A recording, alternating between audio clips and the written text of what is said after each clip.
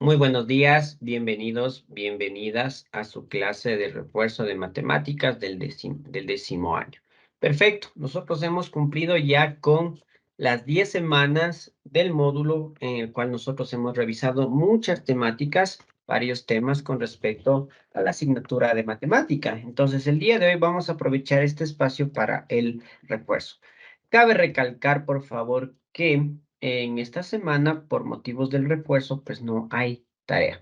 Lo que debe hacer usted, pues, es prepararse para el examen quimestral que se viene la próxima semana, por favor. Muy bien. Entonces, vamos a iniciar entonces con el refuerzo. Muy bien. Primerito vamos a analizar sobre la potencia. Recordemos que es una potencia, ¿sí? Las potencias son una manera abreviada de escribir una multiplicación formada por varios números iguales. Esto es muy útil porque nos puede ayudar a simplificar multiplicaciones donde se repite el mismo número. Aquí nosotros tenemos eh, un ejemplo, ¿no?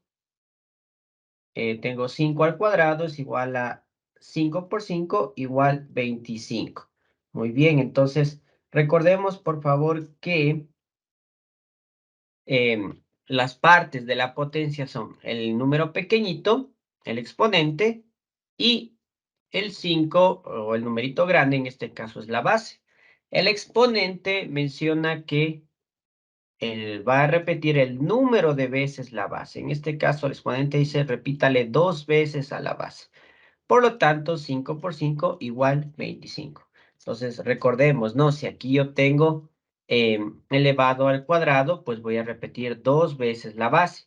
Si tuviera 3, le repetiría 3 veces la base, ¿sí? Entonces, tomar en cuenta esto, por favor, ¿sí? Entonces, el exponente me indica el número de veces que debo multiplicar a la base. En este caso es 2, por lo tanto, 5 por 5 igual 25, ¿sí? Muy bien.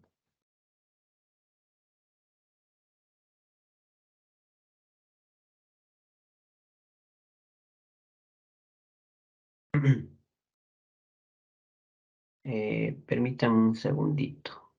Ya, muy bien. Ahora, nosotros tenemos aquí algunas propiedades, ¿no? Para poder simplificar las expresiones donde están presentes las potencias, se pueden utilizar diversas propiedades, ¿no? Las cuales vamos a recordar en este momento. Por ejemplo, tenemos eh, un producto de potencias de igual base. Entonces, cuando yo tengo la misma base, ¿sí? Cuando yo tengo la misma base, en este caso es A, yo puedo sumar los exponentes. Mira, aquí tengo el ejemplo, menos 3 y menos 3. Cuando tengo una multiplicación de dos potencias igualitas, ¿no? Con la misma base, el mismo signo, pero diferente exponente, lo que hago yo es conservar la base y sumar los exponentes. Sí, muy bien, vamos a poner otro ejemplo aquí. Digamos que aquí está 2 al cubo que multiplica a 2 al cuadrado. En este caso, conservo la base, que en este caso es el 2, y sumo los exponentes. 3 más 2, 5. Yo puedo resolver la potencia, no hay problema, pero le voy a dejar expresado de esa manera. Ahora, cuando yo tengo un cociente de potencias de igual base, cociente significa división, ¿no? Entonces, la línea de fracción representa también una división. En este caso, lo que yo hago es conservar la base y restar los exponentes. Ejemplo, digamos que yo tengo aquí 5 y aquí 5. Esto elevado al cubo y esto elevado al cuadrado. Entonces, conservo la base y resto los exponentes. 3 menos 2. 3 menos 2 es 1. Por lo tanto, viene a ser 5 elevado a la 1. En este caso le puedo borrar el 1, no hay problema porque un exponente elevado a la 1, pues se quedaría simplemente 5. ¿Sí? Entonces, nada más. Ahora, ¿qué pasa cuando yo tengo una potencia de una potencia?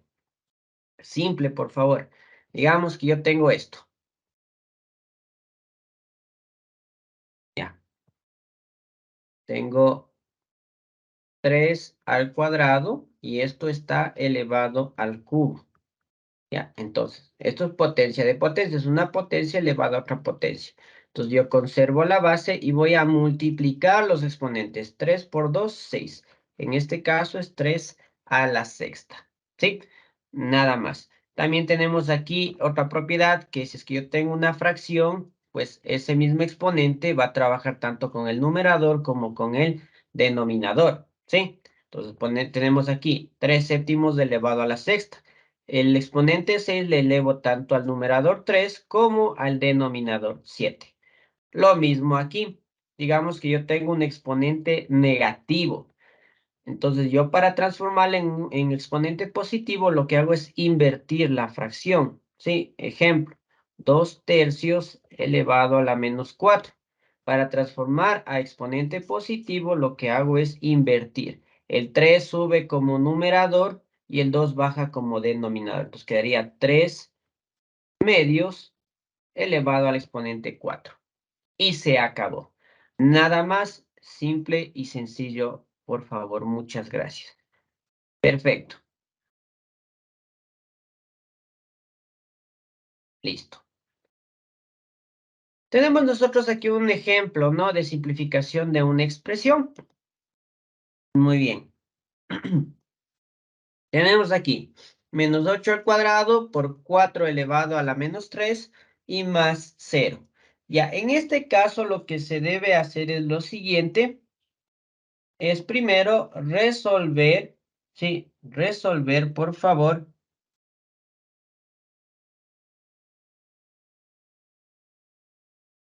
Ya, resolver primero las potencias, ¿no? Entonces, muy bien. Tengo yo aquí menos 8 elevado al cuadrado. Listo. Entonces yo voy a resolverlo paso a paso. Tengo menos 8 elevado al cuadrado. Ya, en este caso el menos 8 elevado al cuadrado dice, tengo que multiplicarle 2 veces a la base. Menos 8 por menos 8. Menos por menos más, 8 por 8, 64. ¿Ya? Aquí en este caso es 64 positivo. Menos por menos más. Aquí recordemos que hay un pequeño error, ¿no? En el módulo. Ya, 64 positivo. Por 4 al cubo, a la menos 3. Ya, entonces aquí aplico esta propiedad. El 4 elevado a la menos 3, lo que hago es invertir, ¿no? Un cuarto elevado al cubo. Le transformé a positivo. Ahora sí, voy a aplicar la propiedad que ya vimos. 1 por 1 por 1 es 1, ¿no? Aquí le multipliqué 3 veces el 1. Y aquí voy a multiplicar 3 veces el 4 por el exponente 3. 4 por 4, 16. 16 por 4, 64. Más 3 a la 0. Ya, 3 a la 0 equivale a 1. ¿Sí? Entonces aquí lo que voy a hacer es simplificar.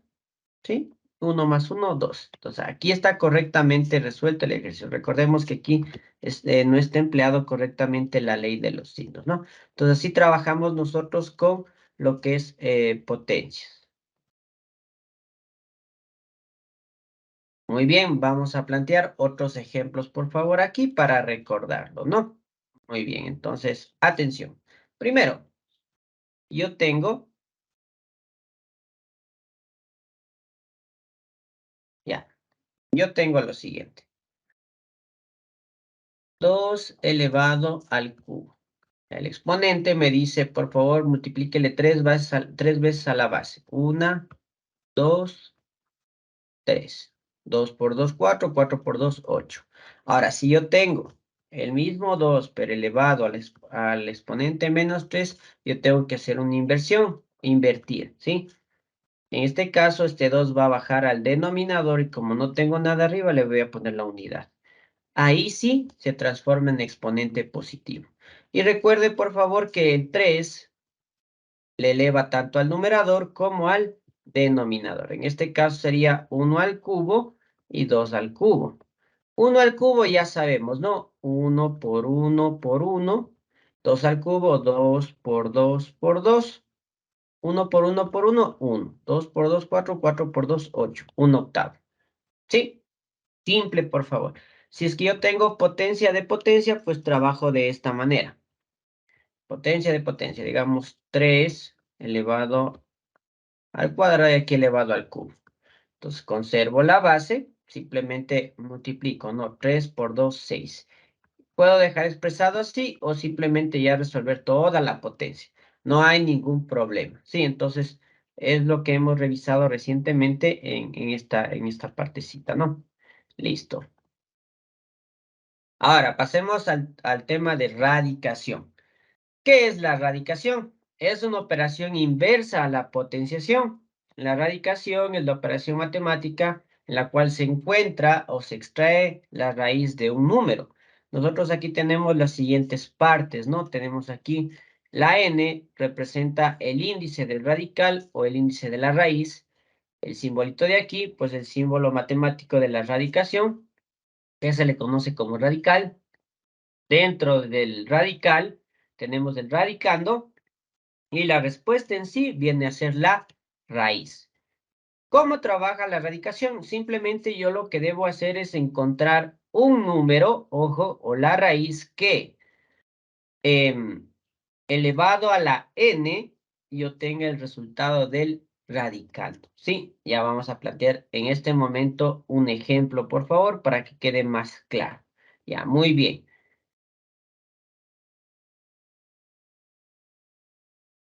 Ya, vamos a plantearlo en el espacio de acá.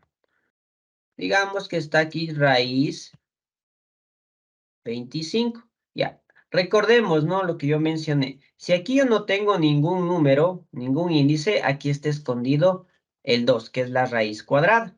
Pero en los libros de matemáticas, pues ya no le colocan ese 2. Entonces acostumbrémonos a eso, ¿no? Que si es que no está ahí ningún índice, ahí está sobreentendido el 2. Listo, entonces me dice raíz cuadrada de 25. Muy bien. Entonces yo tengo que encontrar un número que multiplicado dos veces me dé 25. Por sí mismo, ¿sí? Un número multiplicado por sí mismo dos veces me dé 25. En este caso, la respuesta es 5. ¿Por qué? Porque 5 por 5 igual 25. Entonces, la respuesta es 5. Como dije, tengo que encontrar un número, ¿sí? Que multiplicado dos veces, en este caso por sí mismo, me dé 25, que es el radical. Entonces, de esa manera yo encuentro la raíz, ¿sí? Yo encuentro la raíz. Perfecto. Sí, muy bien. Ahora vamos a plantear otro ejemplo con raíz cúbica. Ya digamos que tengo aquí raíz cúbica, aquí sí ya va el 3, ¿no? Raíz cúbica de 64. Listo. Muy bien. Ahora yo tengo que encontrar un número que multiplicado tres veces por sí mismo me dé 64. En este caso la respuesta es 4. ¿Por qué? Porque 4 por 4 y por 4 me da 64. 4 por 4, 16. 16 por 4, 64. Entonces esa es la raíz de la raíz cúbica de 64. Sí, y así puedo yo tener raíz quinta también, no hay ningún problema. Raíz quinta de 32. Sí, no hay problema. Tengo que buscar un número que multiplicado por sí mismo 5 veces me dé 32. En este caso es 2. ¿Por qué? Porque 2 por 2 por 2 por 2, 1, 2, 3, 4 por 2 me da 32. 2 por 2, 4, 4 por 2, 8, 8 por 2, 16, 16 por 2, 32. Entonces, así encuentro yo las raíces, ¿no? Ya. La raíz cuadrada y cúbica de un número real. Sí, es lo que nosotros hemos visto en los ejemplos anteriores. Muy bien. Ahora algo muy importante, aquí tenemos más ejemplos, ¿no? Mira, aquí yo puedo encontrar raíz cúbica, etcétera. Ahora algo muy importante, yo no puedo tener la raíz cuadrada, ojo, de un número negativo. Yo no puedo tener raíz cuadrada, pero ya vamos a ver eso más adelante. Mire, la raíz cuadrada de 81, recuerda que aquí está escondido el 2, es 9. ¿Por qué? Porque 9 por 9, 81. La raíz cúbica de 125 en este caso es 5. ¿Por qué? Porque 5 por 5 y por 5 me da 125. La raíz cúbica de menos 64, en este caso es menos 4, ¿no? ¿Por qué? Porque menos 4 por menos 4 y por menos 4 me da menos 64. Mire, menos por menos más por menos menos. 4 por 4, 16, 16 por 4, 64. ¿Sí? Y aquí, bueno, tenemos el ejemplo de el menos 216, que en este caso la respuesta es menos 6, la raíz cúbica de menos 216.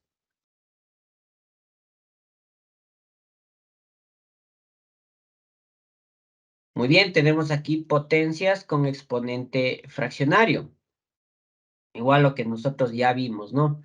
Yo puedo tener aquí una potencia con exponente fraccionario y yo puedo transformarla inclusive a raíz. Mire, por ejemplo, el menos 3 elevado a la 5 tercios puedo transformarle tranquilamente a un radical.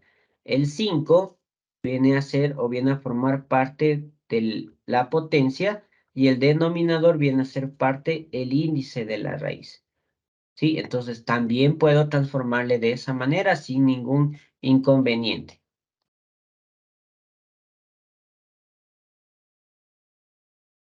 Muy bien, aquí tenemos algunas propiedades que son fundamentales también por los radicales, ¿no? Entonces, tenemos nosotros aquí lo siguiente. Tengo primero el producto o la multiplicación, ¿sí? De dos radicales dentro de una raíz. Lo que yo voy a hacer es lo siguiente, ¿sí? Yo lo que hago es extender la raíz, mire, raíz cúbica de 27 por 8. Yo puedo dividirle, ¿no? Al menos 27 la raíz cúbica por la raíz cúbica de 8. Entonces puedo yo dividirle, no hay problema. Puedo ponerle este en una sola raíz cúbica y este en otra raíz cúbica, como vemos aquí. Realizar el proceso de la radicación, efectuar la multiplicación y obtener el resultado. Ahora, en este caso igual, mire, cuando yo tengo una raíz cuarta o cualquier raíz que se eleva a una fracción, ese mismo índice puedo yo distribuirle tanto para el numerador como para el denominador y se me es más fácil resolver el radical. Igual si tengo la raíz de una raíz, mire, yo lo que hago es una raíz más grande y voy a multiplicar los índices. Recuerda que aquí está escondido el 2, ¿no? 3 por 2, 6. La raíz sexta de 729. Entonces, puedo yo trabajar con estas propiedades sin ningún inconveniente, sin ningún problema. Muy bien, vamos a plantear unos ejemplos. Primerito, digamos que yo tengo la raíz cuadrada de 3 por, no, perdón, de 4. La raíz cuadrada de 4,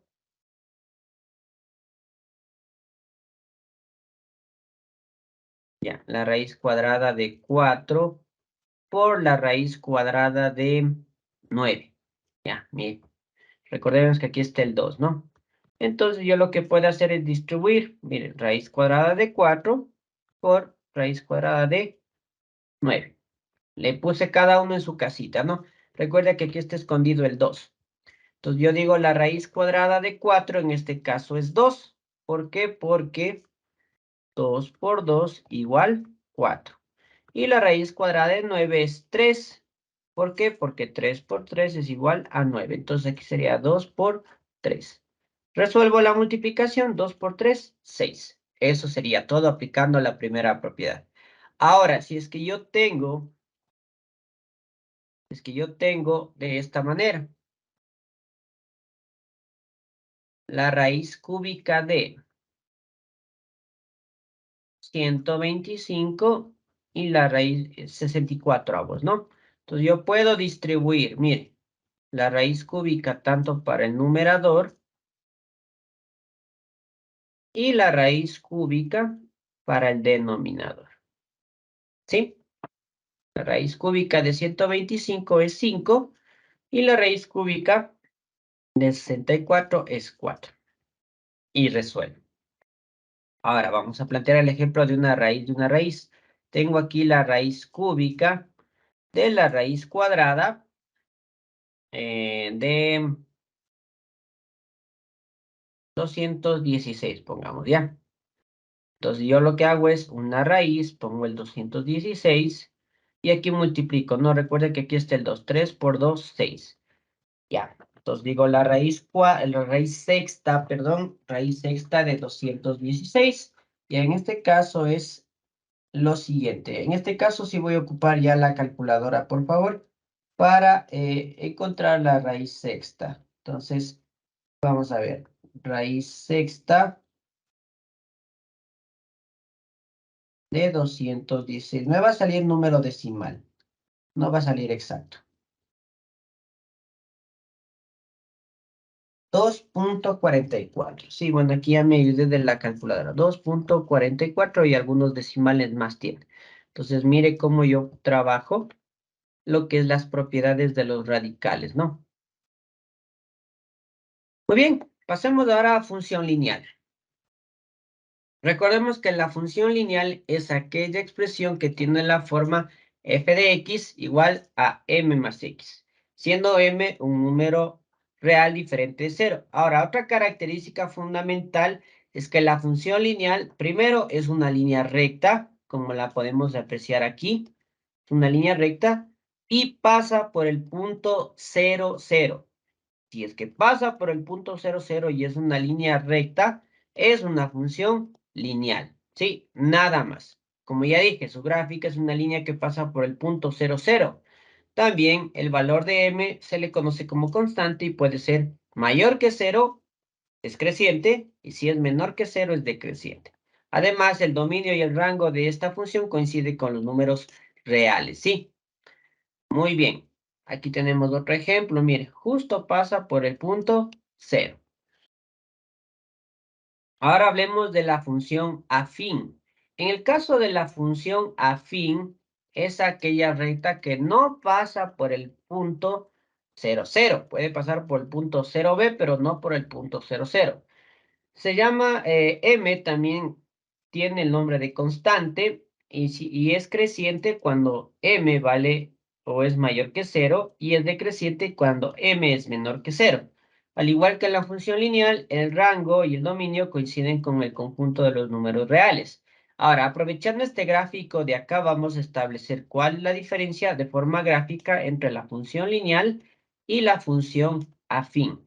En el caso de la función lineal, como ya vimos, pues es una línea recta que pasa por el punto 0, 0. Ahora, en este momento, con la pluma verde, voy a graficar una función afín. Entonces, la roja es lineal por si acaso. La que voy a hacer ahorita es función afín. Miren, es una línea recta. Claro, está bueno, está hecho a mano alzada, ¿no? Pero no pasa por el punto 0. Entonces, esta función es afín. Puede cruzar así, puede cruzar así, puede cruzar así. Lo importante en la función afín es que no pase por el punto 0, 0. Entonces, recordemos, función lineal pasa por el punto 0, 0. Función afín pasa por cualquier parte del plano cartesiano menos por el punto 0, 0. Entonces recuerden, tanto la función lineal y la función afín, la gráfica son líneas rectas, pero se diferencian por las características que yo mencioné anteriormente. La lineal pasa por el punto 0, 0 y la afín no pasa por el punto 0, 0. Hablemos ahora de la pendiente de una recta. Ya, en este caso, una función lineal también puede tener una pendiente. Y la fórmula de la pendiente es esta. Y sub 2 menos y sub 1 es igual a x sub 2 menos x sub 1. Ya, en este caso yo puedo encontrar igual la pendiente. La pendiente significa la inclinación, ¿no? Entonces aquí tenemos algún ejemplo de cómo yo puedo calcular la ecuación de la recta conociendo dos puntos y teniendo también como dato la pendiente. Entonces, aquí, bueno, tenemos el ejemplo. Entonces voy a resolver este ejercicio rápidamente porque por el tiempo, ¿no? Nos dice aquí encontrar la ecuación de la recta, ¿sí? Conociendo los puntos, ¿no? Conozco aquí los puntos -4 y 5 y 2 y 1. Entonces, lo primero que yo voy a hacer es encontrar la pendiente. Entonces, la pendiente está representada por la letra M. La fórmula es y sub 2 menos y sub 1, x sub 2 menos x sub 1. Esta es la fórmula, ¿no? En este caso dice y sub 2. Ya, aquí a esta le voy a llamar yo y sub 2. ¿Sí? Esto se va a llamar y sub 2, x sub 2. Aquí x1 y1. Ya, entonces simplemente reemplazo. Digo, y sub 2 vale 1, ¿no? 1 menos, siempre menos porque eso forma parte de la fórmula, menos 5 abajo, x sub 2 sería 2 menos, porque es este menos de la fórmula, y menos 4 que es x sub 1. Ya, listo. Aquí puedo resolver tranquilamente 1 menos 5, en este caso es menos 4. Recuerde, signos diferentes resto y mantengo el signo del número más grande. Aquí lo que tengo que hacer primerito es destruir el paréntesis, ¿no? Entonces pongo 2. Este signo menos me dice, al momento de destruir el paréntesis, por favor, cámbiale de signo al numerito de adentro. Como aquí está negativo, se transforma en positivo. ¿Ya? Menos 4, abajo 2 más 4, 6. Simplemente simplifico, la mitad 2, la mitad 3, igual menos 2 tercios. Esa es la pendiente. Con la pendiente, ahí sí puedo yo calcular la ecuación de la recta, ¿no? Que prácticamente yo tendría que ocupar, pues, la fórmula de la ecuación de la recta. Pero lo importante aquí es que nosotros trabajamos la pendiente. Entonces, facilito cómo yo puedo encontrar la pendiente, ¿no? Entonces, recuerde esto al menos, lo de la pendiente, como dato interesante, sí va a estar en la evaluación. Es por eso que he tomado este tema. Lo mismo lo de función lineal, función afín, exponentes. Entonces, revisar, por favor, igual en su módulo, volver a revisar este video para que usted pueda dar un examen con éxito, por favor, ¿sí? Entonces, nada más con respecto al refuerzo del día de hoy. En esta semana no hay deberes, ¿sí? Quiero recalcar eso, por favor. No hay deberes por motivos de que es una clase de refuerzo. Y pues, claro está, el deber implícito que tiene que realizar usted es pues estudiar, prepararse para el examen del primer quimestre, ¿no? Entonces, eso tiene que prepararse usted, por favor, para que le vaya de la mejor manera en su examen. Bien, la frase de esta semana es: la pasión es energía, siente el poder que viene de centrarte en lo que te excita. Esto lo dijo Oprah Winfrey. Muchas gracias por su atención. En este momento voy a dejar de grabar la clase y voy a responder alguna duda o alguna inquietud que usted tenga. Sí, muchas gracias por su atención.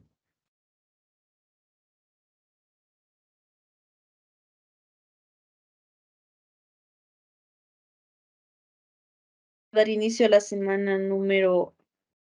a la presente semana.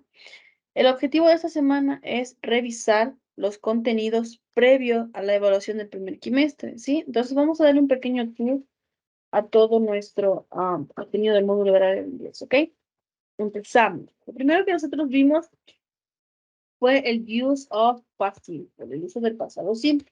Como su nombre lo indica, el uso del pasado simple es el tiempo verbal que nosotros utilizamos para hablar sobre cosas que le han pasado, que tuvieron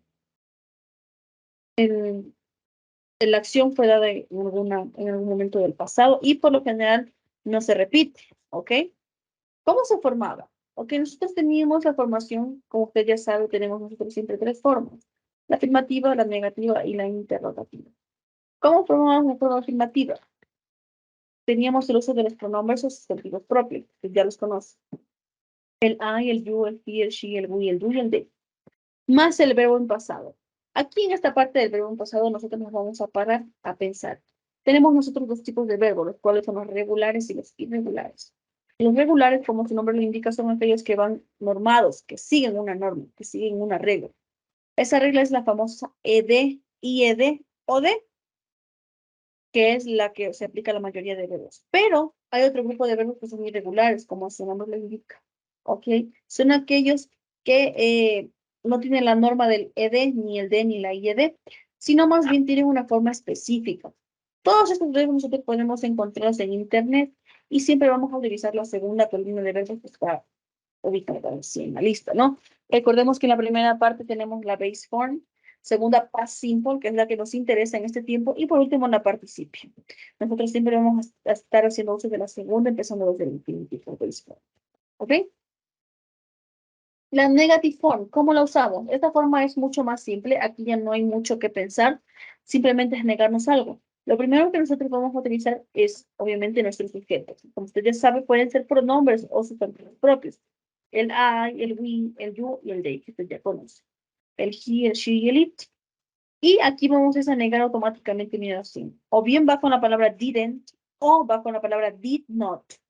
Ambas significan exactamente lo mismo, solo que una es la contracción y la otra su forma completa. ¿Ok?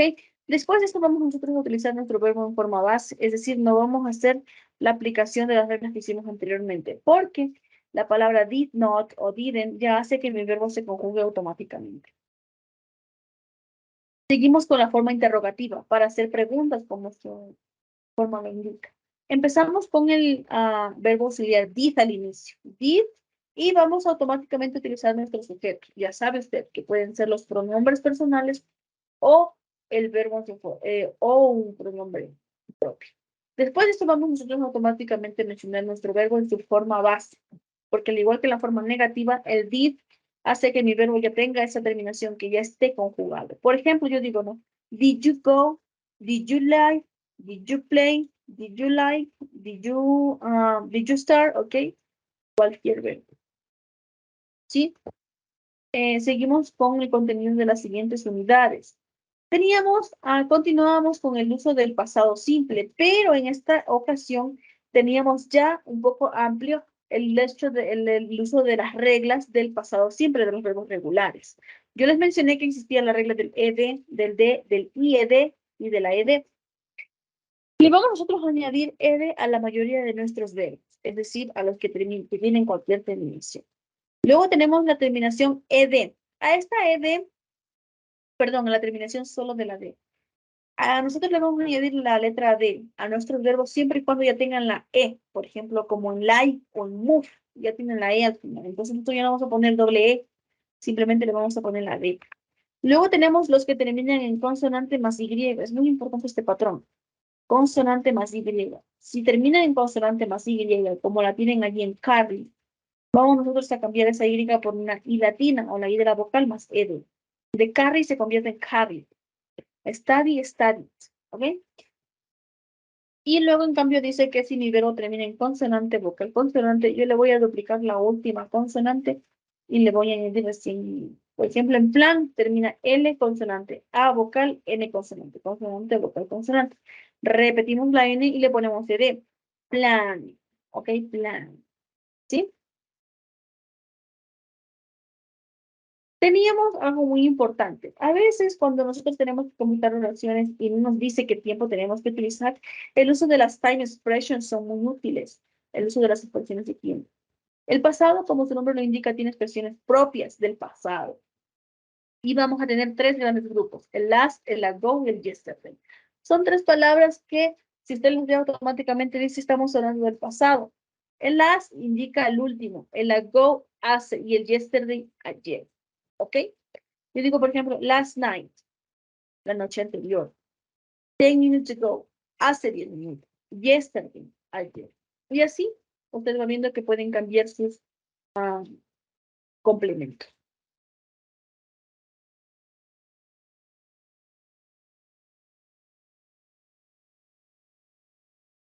Seguimos. Tuvimos también la oportunidad de revisar las WH words, las palabras que nosotros utilizábamos en preguntas que nosotros utilizábamos para preguntar información específica. Teníamos el who, el when, el what, el why, el where y el which.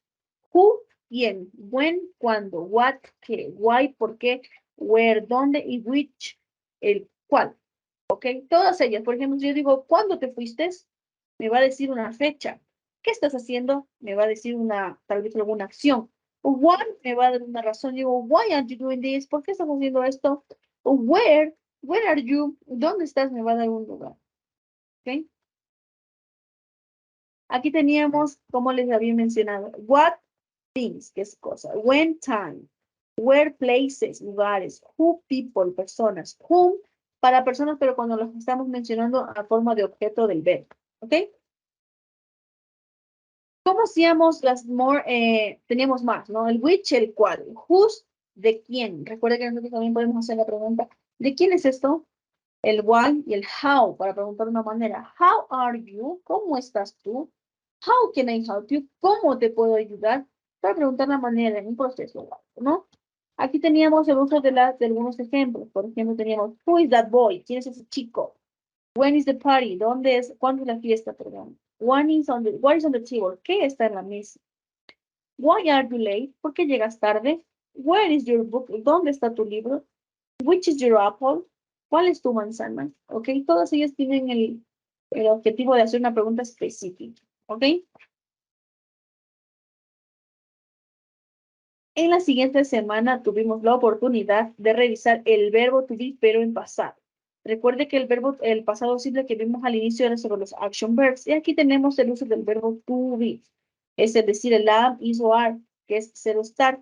Pero en pasado es yo fui o yo estaba. Tú fuiste o tú estabas. Él fue o él estaba. ¿Sí? Teníamos tres formas. Afirmativa es sujetos. I, he, she, it, we, you, they. Y automáticamente vamos a hacer el uso del was y el were. El was utilizábamos cuando mi sujeto era singular, es decir, mencionaba solamente una persona. En el caso del I, del he, del she y del it. En cambio, utilizábamos were cuando ya mencionábamos más de una persona. We, you, they. Y un complemento para yo poder entender. Por ejemplo, yo digo, I was ill, yo estaba enfermo. You were in China, tú estabas en China. Y así sucesivamente con más complementos. El hecho es que usted tiene que saber que los was singulares y el word plurales. Teníamos la forma negativa. ¿Cómo mencionábamos, cómo hacíamos la negación de esto? Era muy sencillo, simplemente recordemos que le aumentábamos el not justo después del verbo to be para yo negarme. Es igual que en español yo digo, yo no estaba aquí o yo no era feliz. ¿Ok? Teníamos el sujeto, que usted ya conoce, I, he, she, it, we, you, they. Ya sabe que el was es con los singulares y el were con los plurales. ¿Cómo hacíamos la negación? Del was not era wasn't y del were not era weren't. ¿Ok? Y automáticamente un complemento. Aquí en esta burbujita tenemos que el was not es lo mismo que el wasn't y el were not es lo mismo que el were. Solo que recordamos que existen formas contrarias. Por último, teníamos nuestra forma interrogativa, perdón. ¿Cómo la utilizábamos? Aquí siempre se daba era el cambio del orden de las palabras. Empezábamos con el was y el were, seguido de mi sujeto, I, he, she, it, we, you y they. Y automáticamente yo seguía con un complemento. Ahí teníamos la palabra de they were happy, ellos estaban felices. Para hacer la pregunta y de preguntarme yo, ¿eran ellos felices? ¿Were they happy? Simplemente cambiábamos el orden. Algo importante, en ocasiones existe que podemos nosotros tener el uso de las WH words, las que vimos anteriormente. El when, el where, el what time, el when, el why, el who, ¿ok? El how. Todas estas palabras, si nosotros tenemos que introducirlas en el uso del pasado simple y en las preguntas, van a tener la ubicación en su primera parte de la oración, es decir, van a ser las protagonistas. Y después de esto ya aplicamos la regla que ya les acabo de explicar, ¿sí? Seguimos. Luego teníamos el uso del there was o el there were. El there was y el there were significaba había, pero una es en el plural y en otro en el singular. There was es para decir había en el singular. Aquí teníamos unos ejemplos. There was a cat. Había un gato. There was a dog. Había un perro. Recordemos que solamente es para mencionar una cosa. ¿Cuál era la formación? There was más un objeto y un complemento. There was one cat. There was one car. There was one person. ¿Ok? Para decir que no había, pues simplemente mencionábamos la negativa. There wasn't o there was not. Más un objeto y un complemento. ¿Cómo hacíamos la pregunta? Empezábamos con el was there o el was there más un objeto. Había un perro. Was there a dog? ¿Ok?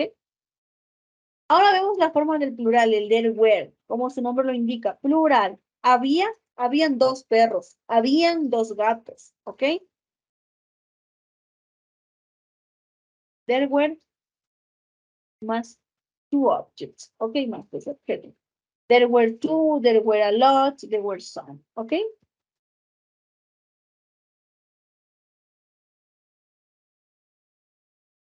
Seguimos en la línea de los pasados. En cambio, aquí teníamos el uso del pasado continuous. Y siempre que usted escuche la palabra continuous, automáticamente tiene que llegar a su mente que voy a hablar de una acción en el pasado, pero que continuaba. Yo, por ejemplo, digo, yo estaba cocinando, tú estabas durmiendo. Todas ellas indican es una continuidad. Quiere decir que esta acción llevaba un pequeño proceso. ¿Ok? ¿Cómo se formaba?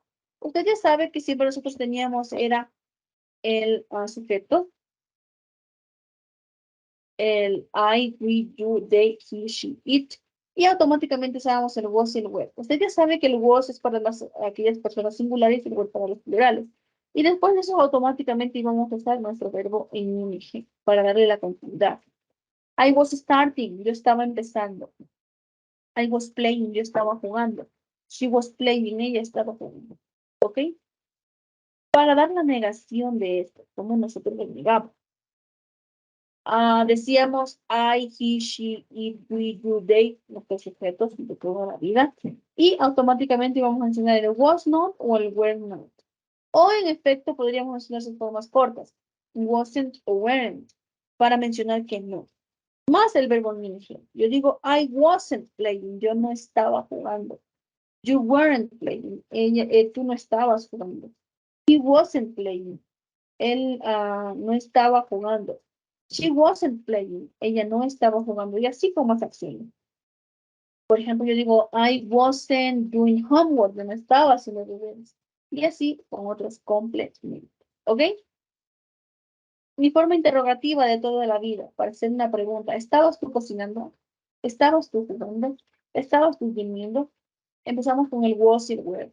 Automáticamente usamos nuestros objetos, I, we, you, he, she, it. Y empezamos con nuestro verbo to be. Was I playing? ¿Estaba yo jugando? Were you playing? ¿Estabas tú jugando? ¿Sí? Es la misma orientación que las actividades anteriores, pero ahora haciendo una pregunta. Recordamos también que tenemos el uso del was y el where, y en algunas ocasiones tenemos el uso de las WH words, las del what, el when, where, el how, ¿ok? Seguimos.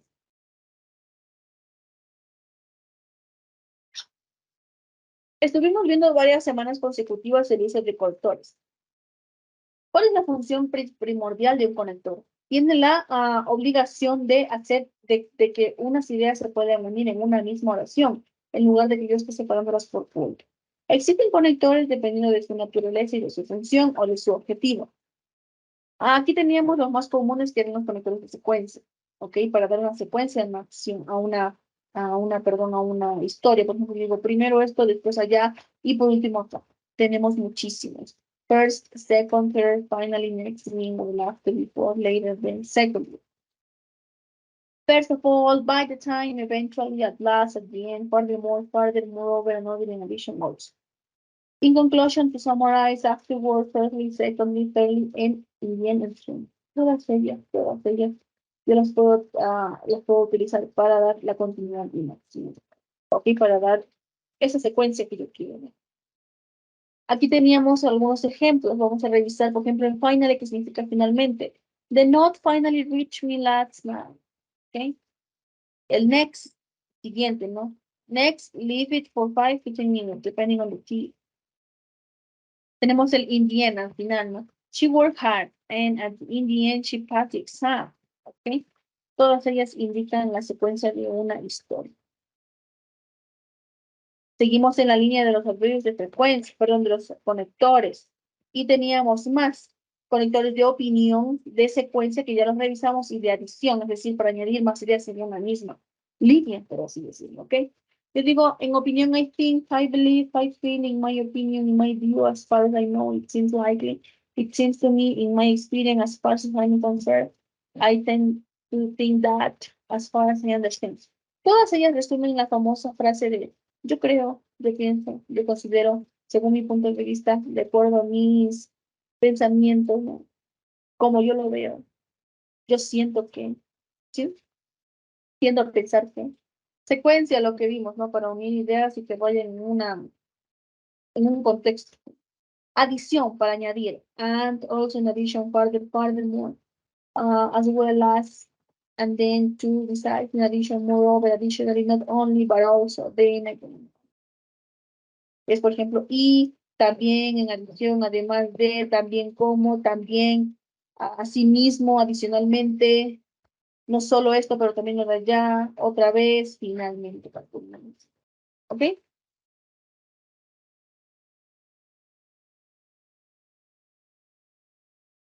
Y teníamos los conectores para introducir o utilizar una dependent clause. Recordemos que la dependent clause era aquella idea que dependía de otra para poderse entender. Si yo, por ejemplo, digo los deberes a tiempo, me va a decir, a ver, pero ¿qué me dice? Necesito algo más para entenderle. Y yo le digo, debes de terminar los deberes a tiempo. Ahí, ¿ok? Existen conectores para hacer que estas ideas no queden en el aire, para que puedan ser siempre entendidas. Y se les llama conectores de dependent clauses. Tenemos el however, sin embargo, el but, pero, el nevertheless, sin embargo, también, still, aún, yet, todavía, whereas, mientras, ¿ok? Todas ellas nos ayudan a introducir nuestras ideas de manera similar, o sea, que tengan sentido entre ellas. Yo, por ejemplo, digo, no hice los deberes, sin embargo, no tuve clases. ¿Sí? Teníamos otros conectores más, el although a pesar de, el though aunque, el even y incluso sí, el even though a pesar de, ¿sí? Estos eran otros conectores. Aquí teníamos algunos ejemplos. Although it rained a lot, we enjoy your vacation. A pesar de que llovió mucho, disfrutamos de nuestras vacaciones.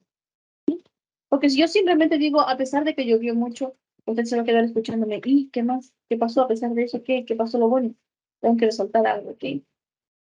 El even y, incluso si tú tomas un taxi, llegarás o perderás el tren. ¿Okay?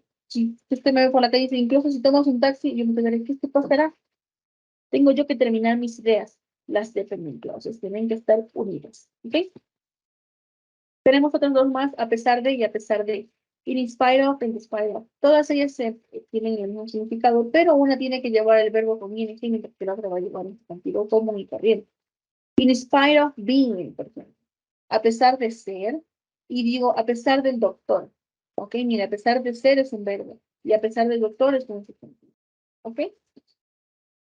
Espero que este pequeño resumen y esta pequeña revisión de todos los el material que hemos visto les sirva mucho para la preparación de su examen para la presente semana, para la siguiente semana, perdón. Espero que les haya servido mucho. Con esto me despido. Nos veríamos la próxima semana. Que tengan un excelente fin de semana y inicio de semana. Muchas gracias.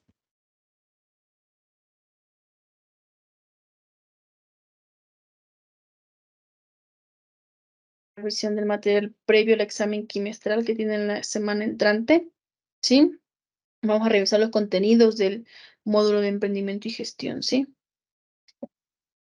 Y empezamos. Recordamos que empezamos nuestro módulo hablando sobre conceptos básicos, definiciones, activos, pasivos y patrimonios, ¿no? ¿Qué es un pasivo en sí? ¿No? Un activo dice, bueno, un activo, ¿no? Un activo es un bien tangible o intangible que posee una empresa. ¿Qué quiere decir? ¿Que se puede dividir o no? Ya depende de cada uno. Activo representa todos los bienes y derechos por cobrar que tiene una empresa. Un pasivo, como lo indica su nombre, algo que sale, deuda o compromiso que ha adquirido una empresa a corto o largo plazo. Patrimonio representa todos los aportes de los propietarios o accionistas más los resultados no distribuidos aún, ¿ok? Porque recordemos que los resultados aún no distribuidos son los que conocemos como utilidades. Más en profundidad, los activos son aquellos que se esperan consumir o vender dentro de los 12 meses, ¿no? ¿Qué son activos no corrientes? Activos son activos que no tendrán fines de negociación, permanecen más de un año y sirven para generar los ingresos tales como maquinaria de equipo, o de cómputo son necesarios en mi emprendimiento para yo seguir generando activos, ¿no? ¿Qué son pasivos corrientes? Son los pasivos que se espera liquidar dentro del ciclo normal de la operación y cuya cancelación no puede ser aplazada, menos de un año. Pasivos no corrientes son los pasivos que se liquidarán en un periodo mayor de 12 meses. El patrimonio refleja las inversiones hechas por los propietarios dentro del emprendimiento. ¿Qué son los incrementos? Son cuando se realizan operaciones rentables para el emprendimiento, ¿no? Que generan una utilidad o cuando los socios aportan bienes al emprendimiento. Todos ellos son incrementos, ¿ok? ¿Cuáles son las reducciones? Cuando se realizan operaciones no rentables o cuando se distribuyen las utilidades entre los socios de mala manera, ahí están dándose reducciones en el emprendimiento. Ejemplos de los activos corrientes y no corrientes. Entre los activos corrientes tenemos, por ejemplo, caja o disponibilidades, cuentas por cobrar o inventarios. Como su nombre lo indica, todos ellos van a generar dinero a futuro. Los no corrientes son aquellos que no tienen como tal el dinero, así no lo van a generar como tal, pero ayudan, ¿no? Por ejemplo, tenemos aquí propiedades, plantas de equipo, activos biológicos. Aquí se refiere, por ejemplo, al hecho de que usted tenga una granja, ¿ya? Todos aquellos gallinas, todos tipo de cosas, se les considera activos no biológicos, vacas, cerdos, plantaciones, ¿no? Activos biológicos, perdón. Anticipo proveedores también son activos no corrientes. Tenemos aquí también algunas diferencias o ejemplos, perdón, en pasivos. Entre los pasivos tenemos cuentas por cobrar o a proveedores, ¿no? Por ejemplo, aquí nosotros tenemos que cobrar, van a ser pasivos. Cuentas por pagar, perdón, son pasivos. Nosotros tenemos que pagarlos en el futuro o tal vez ya cerca, ¿no? Provisiones, valores destinados a cubrir obligaciones en el futuro, por ejemplo, el SRI. Préstamos por pagar, aquellos que se van dando de manera mensual, son pasivos, van saliendo de mi empresa. ¿Qué forma parte de mi patrimonio? El capital con lo que se inició el emprendimiento, reservas pensadas para posibles problemas a futuro, resultados acumulados, ¿ok? Cuando no se distribuyen las utilidades y resultados del ejercicio, también que se lo esté haciendo y que genere más de lo que estaba generando, ¿ok? Continuamos y tenemos aquí conceptos básicos a analizar, ¿ok? ¿Qué es en sí el SRI? Con sus siglas, ¿no? De Servicio de Rentas Internas. Es una institución designada, ¿ok? Que tiene como objetivo recabar impuestos para la mejora en la economía nacional del país.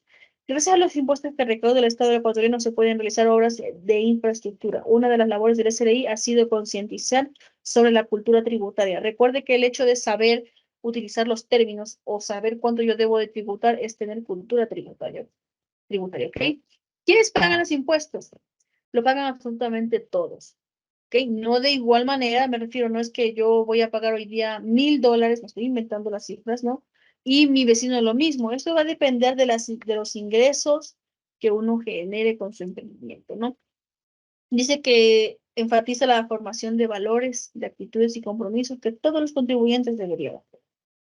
¿Quiénes son los beneficiarios? Todo el Estado ecuatoriano es beneficiario de los impuestos que todas las personas tributamos en su momento. ¿Por qué? Porque este dinero está direccionado a la mejora de infraestructuras, como se mencionaba anteriormente, de todo el país. ¿Ok? Por ejemplo, carreteras, unidades educativas, parques, hospitales, ¿sí? Todo esto de lo que todos los ecuatorianos disfrutamos. ¿Ok? ¿Qué es tributar? Ya no vamos a decir, tengo que ir a declarar. Tributar es el contribuir al Estado como un compromiso y una obligación ciudadana al pago de impuestos en dinero. ¿Ok? Esto es tributar. Lo mismo que nosotros solemos decir, tengo que declarar. ¿Quiénes deben de tributar? Estudiantes, emprendedores actuales y futuros. Toda la ciudadanía en general tiene la obligación de tributar. Cuando te dedicas a emprender, debes de comprender que tu rol frente a la sociedad te compromete a convertirte en una referencia moral y ética que muchos seguirán, es decir, un modelo a seguir. Usted tiene que dedicarse a sus responsabilidades, a pagar todo lo que sea a tiempo para que otros futuros emprendedores puedan seguir su modelo, ¿no? Obligatoriedad de tributación compete a todas las personas. Como les dije, todos tenemos que tributar. No es que yo hoy tributo y mañana no, o mi vecino sí y yo no. Porque no, todos, absolutamente todos. La falta de pago, la falta de tributación, ¿qué genera? Lo que vemos en la imagen, no permite la construcción o la mejora de infraestructura pública, lo que permite que nuestro país siempre tenga este tipo de servicios, este tipo de lugares en los que no se ve mucha mejora, ¿no? No se puede vivenciar. ¿Qué es la ley tributaria? La ley tributaria contempla tres aspectos fundamentales: un sujeto activo, un hecho generador y un sujeto pasivo. El sujeto activo es el emprendedor, el hecho generador es el servicio que usted ofrece, mientras que el sujeto pasivo es aquel que recibe, en este caso, el servicio de rentas internas. ¿Ok? ¿Qué es la ley? La ley es la norma escrita que determina los bienes y servicios que generan impuestos para el Estado. No es que si yo me pongo una panadería no tengo que pagar nada. No, dentro de la ley está establecido lo que un emprendimiento de esas categorías debe de, está obligado, ¿no?, a pagar. ¿Qué es la asamblea? Es la función legislativa ejercida por la asamblea la que tiene la potestad de crear, modificar o eliminar impuestos, ya que es de su competencia aprobar las leyes, obviamente. Todo esto se encuentra establecido en el artículo 120 de la Constitución del Ecuador. ¿Sí? Es decir, si va a salir un impuesto, es deber de la Asamblea aclararnos qué es lo que vamos a pagar, en concepto de qué, debido a qué, hasta cuándo, ¿sí? Todos lo que nosotros necesitamos saber. ¿Sí? Tenemos aquí la cuenta contable. Es un tema muy interesante. Es el nombre que se utiliza para agrupar los bienes o valores correspondientes a derechos o obligaciones de una empresa. Bajo estos nombres o cuentas se manejan y se cuantifican los movimientos financieros. No es que existe una, existen varias cuentas en las que se van a ir detallando todo lo que una empresa tiene. Tenemos aquí, obviamente, para calcular aquellas partes, ¿no? Tenemos la ecuación contable. A partir de esta pequeña ecuación, que el activo es igual al pasivo más el patrimonio, yo puedo generar las derivaciones a la misma, ¿no? Por ejemplo, si yo quiero saber cuál es mi activo, cuál es el activo de mi empresa, ¿qué tengo que hacer? A los pasivos sumarle el patrimonio. Si yo quiero saber el pasivo, a mi activo tengo que restarle mi patrimonio. Yo quiero saber mi patrimonio, tengo que al activo restarle mi pasivo y me quedará la esencia de lo que yo tengo ya, ¿no? Un ejemplo práctico, miren, un socio 1, equipo de oficina, socio 2 efectivo, socio 3 efectivo, todas estas son las aportaciones, $1,400. ¿Qué se va a hacer de aquí? Esto de aquí es el patrimonio, todo lo que ya está dentro del emprendimiento. Yo tengo que conocer aquí, por ejemplo, la cifra de los pasivos para poder encontrar cuál es mi activo, ¿verdad? Se cumple la igualdad en ambos lados de la ecuación. Es lógico, ¿no? El activo tiene que dar igual al pasivo más el patrimonio. Por ejemplo, mire el activo, $1,400, lo que habíamos visto arriba, ¿no? Es igual al pasivo, que son 0, porque aún no he generado deuda, más el patrimonio, que es los 1,400 que todos mis socios invirtieron. ¿Qué me da? 1,400 y 1,400. ¿Ok? Se da un hecho de igualdad. En la cuenta T, el lado izquierdo siempre vamos a ubicar lo que es el debe o el débito, mientras que en el lado derecho vamos a poner lo que es el haber o el crédito. ¿Ok? Ya lo vamos a ver más adelante, cómo estos, es muy importante ver cómo se relacionan todos estos términos. O de una sola cosa, cómo genera bastante, ¿no? Como les había mencionado, tenemos la cuenta del debe y el haber. En la del debe siempre corresponde a a la generación de los pasivos de la empresa, mientras que en el haber se incluyen todas las obligaciones con los terceros, como el capital social, préstamos de crédito, ¿ok? Tenemos algunos ejemplos de los tipos de cuenta que se pueden dar en un emprendimiento. Tenemos, por ejemplo, las cuentas de todos los, o sea, todas las cuentas que tenemos en el grupo de los activos. Tenemos, por ejemplo, la cuenta caja. Aquí se registran, obviamente, los valores de mi emprendimiento de manera diaria. Tenemos la cuenta banco. Aquí se registran los valores que se tienen en la cuenta de esta institución financiera. Las cuentas por cobrar, obviamente, me van a generar ingresos a futuro. Aquí se refieren a todo lo que yo tengo un pendiente por cobrar a clientes. Inventario, todo lo que tengo en stock, a largo o a corto plazo va a generar dinero que van a estar en mis cuentas de activo en inventarios. El equipo de cómputo está allí de manera indirecta, pero es muy necesario para el desarrollo del emprendimiento. Se tiene que ver todo con el equipo. La cuenta terrenos. Se registra el lote, el valor obviamente del lote, ¿no? O dónde está funcionando el emprendimiento. Ojo, esto es, dice terreno, ya es adquirido, ya es algo propio del emprendimiento. Los edificios se registran las obras civiles como oficinas locales o galpones del mismo. Tenemos también la cuenta muebles y enseres. Aquí se registra el mobiliario del emprendimiento en su totalidad. También tenemos vehículos o naves que ayudan a la generación o que se amplíe mi emprendimiento. Ok, tenemos la cuenta maquinaria. Se registra como cuál será que realizará la producción, ¿no? Tenemos la cuenta de activos biológicos, ya habíamos analizado este concepto antes, ¿no? Registra el inventario de los animales y plantas que ayudan a generar el servicio o el producto del emprendimiento, ¿no? Seguimos. Ahora, en cambio, vamos a analizar todas esas pequeñas cuentas que están dentro del grupo de pasivos. Pero antes de eso vamos a analizar algo importante. ¿Qué es la depreciación de qué es la depreciación de un producto, de un servicio, de algo? Esto de aquí nos va a ayudar a nosotros a identificar, a calcular el valor que un bien pierde a largo o a corto plazo, ya sea anual, semanal, mensual o diariamente. Ojo, todo esto tenemos que tener en cuenta es la vida útil del mismo, cuánto me costó para yo empezar a generar este cálculo, ¿ok? Miren, por ejemplo, tenemos que dice un emprendimiento quiere una maquinaria que tiene una vida útil de 8 años, es decir, esa cantidad de dinero que yo pagué me va a servir para 8 años de buen trabajo. Excelente, ¿ya? Dice, la maquinaria está valorada en $24,000 y se adquiere a inicio del año 2015. ¿Cuál será el gasto de depreciación anual? ¿Qué es lo que vamos a hacer? Estos $24,000 que me costó la máquina, yo voy a dividirlo para 8, que son los 8 años que yo necesito, que tiene de vida útil. Resulta que $3,000 se va a ir devaluando este bien que yo tengo. ¿Ok? De manera anual ya tengo $3,000. A partir de este registro contable, de esta operación, yo puedo ver también cuánto se puede depreciar de manera mensual y de manera semanal, por así decirlo, ¿no?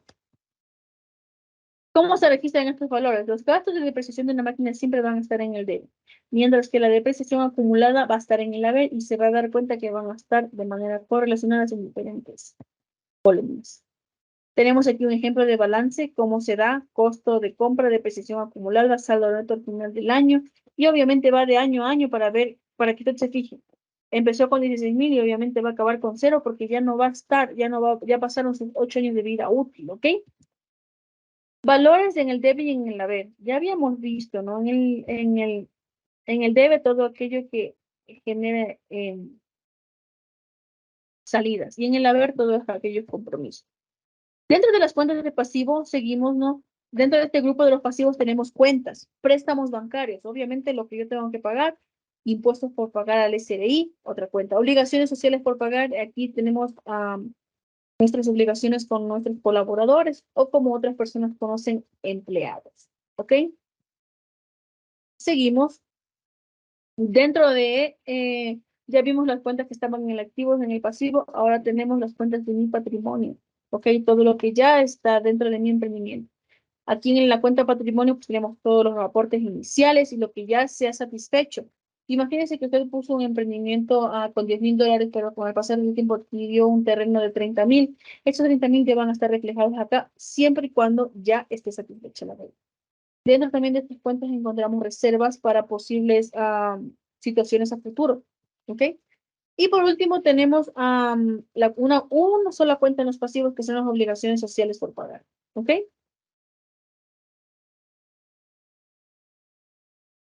Y seguimos.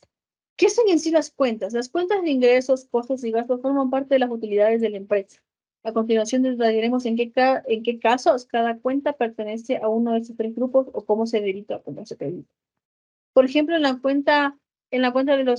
grupo de los ingresos tenemos las cuentas ventas. Se registran los aspectos relacionados a la facturación a los clientes. Los costos de producción, todo lo que se ha vendido, ¿no? Y tenemos por último el grupo de los gastos. Aquí se van a reflejar los egresos necesarios para hacer funcionar todo el emprendimiento. Son gastos directos, indirectos, fijos e infijos. ¿Ok? Dice, aquí tenemos un ejemplo. Dice, se vende un producto al contado por $4,000. ¿Dónde van a estar registrados? En el debe, en la cuenta bancos, obviamente, y en las ventas, en el haber por $4,000. Seguimos con con la misma partida. El mismo valor se registra en el debe y en el haber, pero de diferentes cuentas. ¿Ok? Cosa que en el balance general se van a ver reflejadas ambos movimientos, ambas transacciones. Tenemos ahora, en cambio, lo que es un balance general, sus características, beneficios, ¿para qué sirven? ¿Sí, no? ¿Cuáles son las características que un balance general debe de tener? Debe de ser comprensible. Es decir, usted aquí debe de incluir detalles que me ayuden a comprender el balance general cuando me lo estén presentando. Si yo veo la cifra 1,000 y yo no recuerdo a qué se debe esa cifra, yo tengo que tener al lado algo que me ayude a comprender de qué se sido. Relevancia. Omitir aquello que no es importante o que no va a afectar la comprensión del mismo. Debe de ser confiable. Obviamente tengo que mencionar la verdad. La información suministrada de los estados financieros no debe tener error material, ¿ok? Tiene que ser todo muy bien detallado y con punto y coma. E incluso aquí vamos llevando y vamos arrastrando el hecho de que debemos nosotros poner los valores exactos que este emprendimiento me está registrando. Comparabilidad. Debo de ser capaz de comparar lo que me presenta el balance general de este año con el que me presentó el anterior, para yo poder tomar decisiones a largo plazo. ¿Sí? El balance general está conformado por las tres cuentas, las grandes, activos, pasivos y patrimonio. Aquí tenemos más o menos cómo se va a reflejar. Tenemos en la primera columna los activos, ya vimos los que eran los corrientes y los no corrientes, y el pasivo, y dentro de ellos el patrimonio también. Un ejemplo, dice, ¿no? Aquí vemos en la cuenta K, tenemos la suma y el saldo, todo lo que está en el debe y lo que está en la B, lo que se debe de contemplar.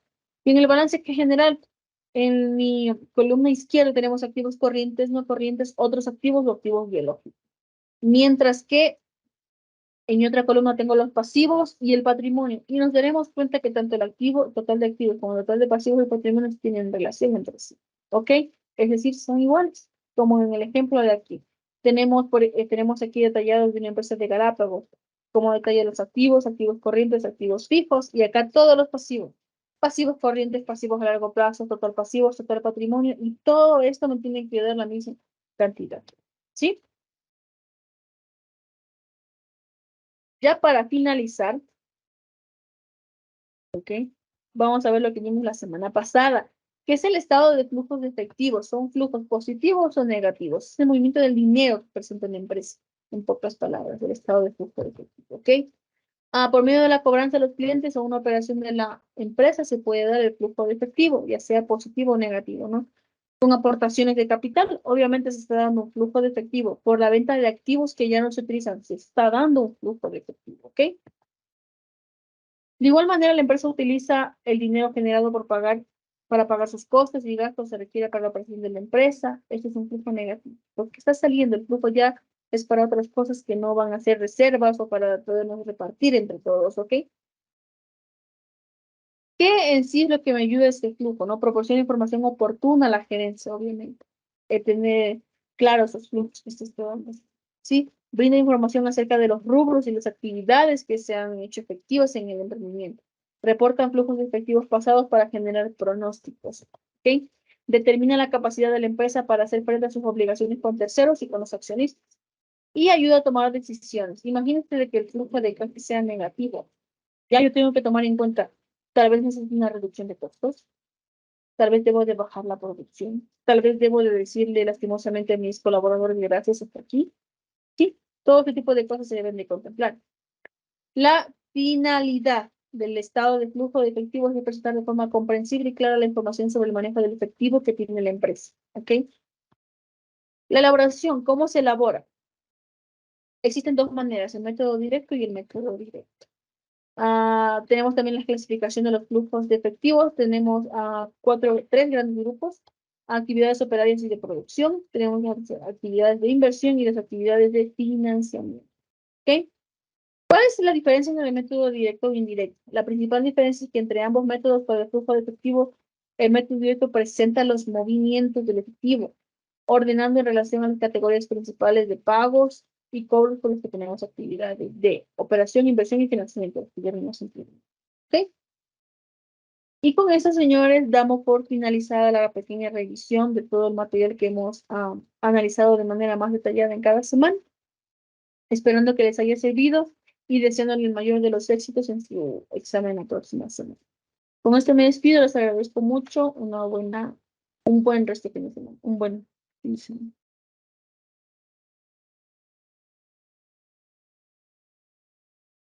Buenas tardes, estimados estudiantes. Bienvenidos, bienvenidas a su clase de refuerzo de Ciencias Sociales del 10º año, semana número 11.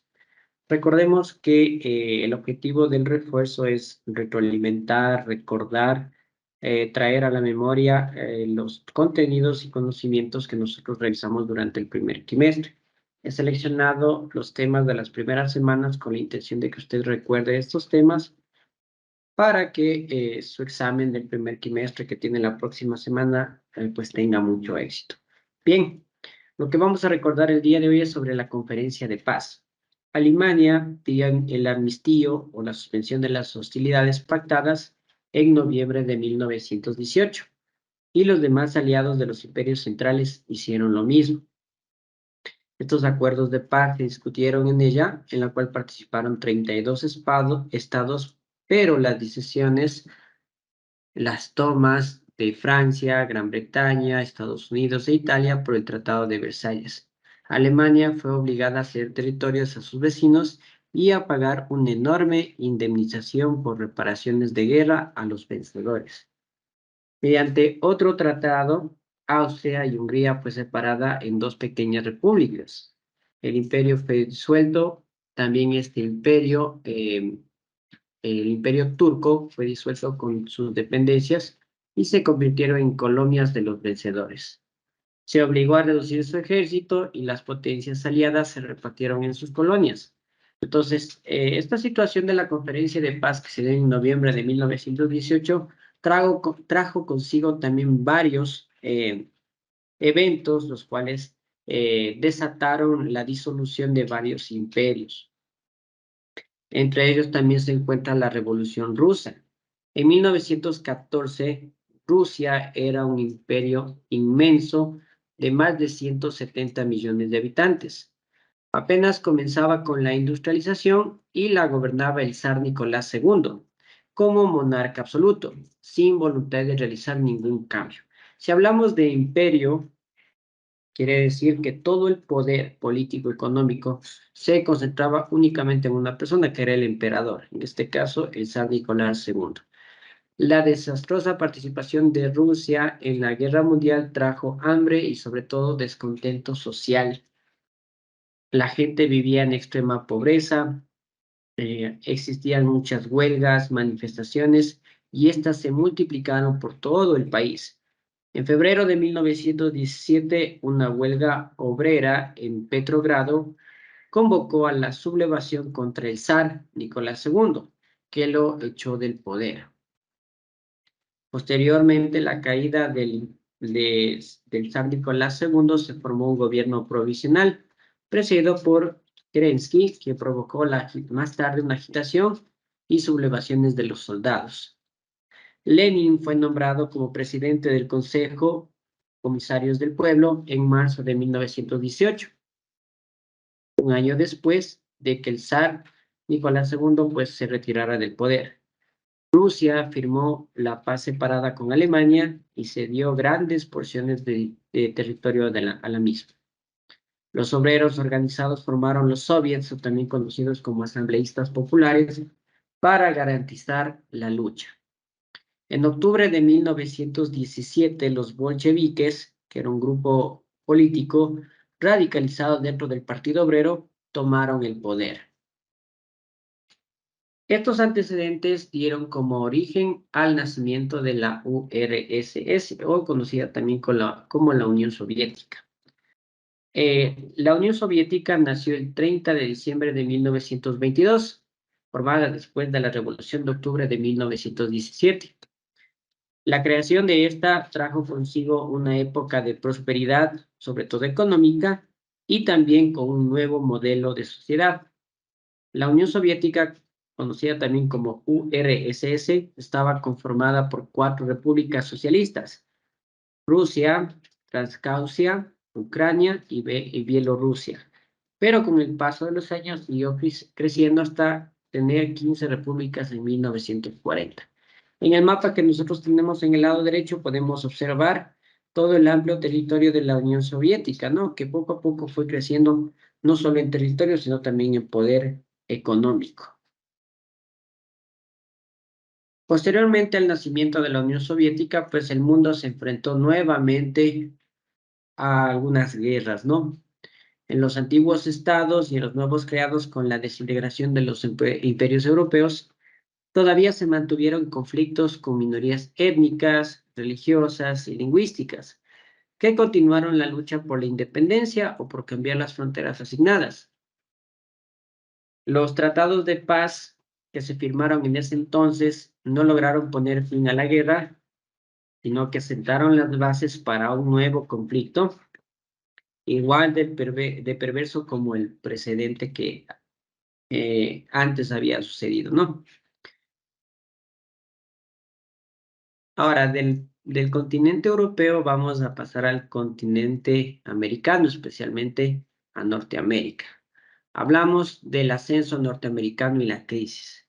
La guerra debilitó a las potencias europeas y esto permitió el ascenso de Estados Unidos, el país con mayor crecimiento en el mundo. En octubre de 1929 quebró la Bolsa de Nueva York y se inició una crisis llamada la Gran Depresión. La ruina afectó a los agricultores y se produjo el éxodo de las ciudades. Quebraron más de 100.000 empresas en ese entonces.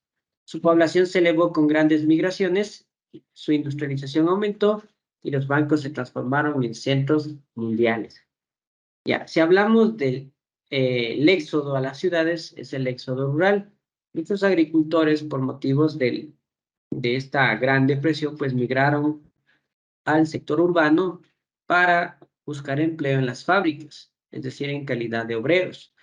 Entonces, a ese movimiento del campo a la ciudad se le conoce como éxodo rural.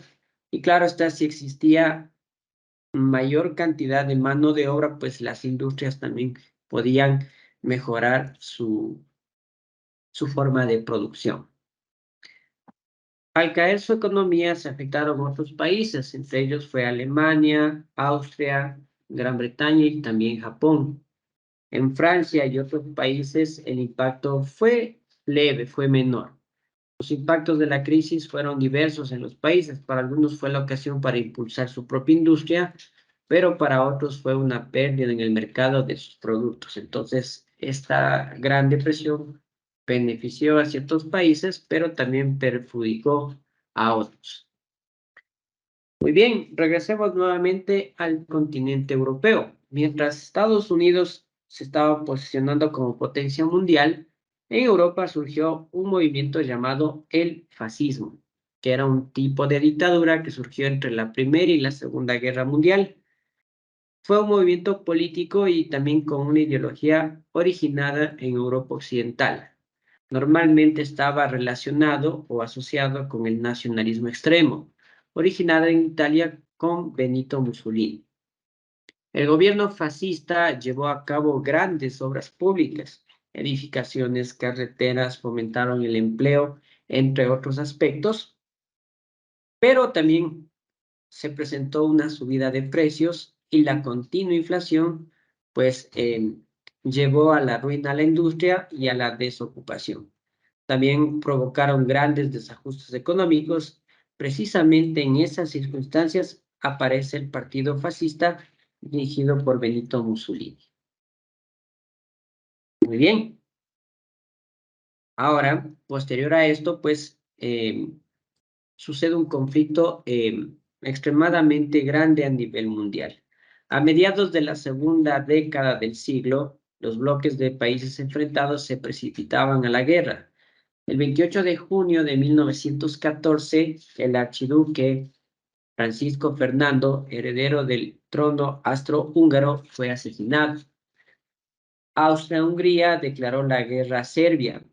Francia, Rusia, Gran Bretaña apoyaron a los serbios, mientras que Alemania, el Imperio Otomano y Bulgaria apoyaron a Austria y Hungría. Esto ocasionó, pues, que en el sector de la industria prolongaran la jornada laboral hasta 9 horas sin aumentar los salarios. En todo el mundo se fue consolidando un eje de países de orientación nazi-fascista, que desafiaron el predominio colonial de Gran Bretaña, Francia y otros países europeos, incluyendo a Estados Unidos, al otro lado del mundo. La carrera armamentista se intensificó y muy pronto surgió el peligro de una nueva guerra mundial. Para ello, en Alemania, pues, surgió el movimiento nazi, conocida también en ese entonces como la Alemania nazi, luego de que este movimiento político se ha consolidado en todo el país. Los partidos políticos alemanes denunciaron el Tratado de Versalles como instrumento de destrucción para Alemania. El partido nazi, dirigido por Adolfo Hitler, proclamó la idea de la raza aria como superior y destinada a gobernar el mundo. Rechazaba los conceptos de igualdad y democracia. Entonces, eh, Adolfo Hitler tenía la idea de que Alemania o los alemanes pues eran una raza superior al resto de culturas, ¿no? Y por lo tanto, como mencionamos aquí, rechazaba todo concepto de igualdad, democracia. Planteaba la hegemonía de Alemania sobre Europa por cualquier medio. Es decir, que todo el continente europeo, pues, perteneciera a Alemania, eso llamamos como hegemonía. Hitler, con su promesa de trabajo y pan, llegó al gobierno e impulsó rápidamente un régimen totalitario.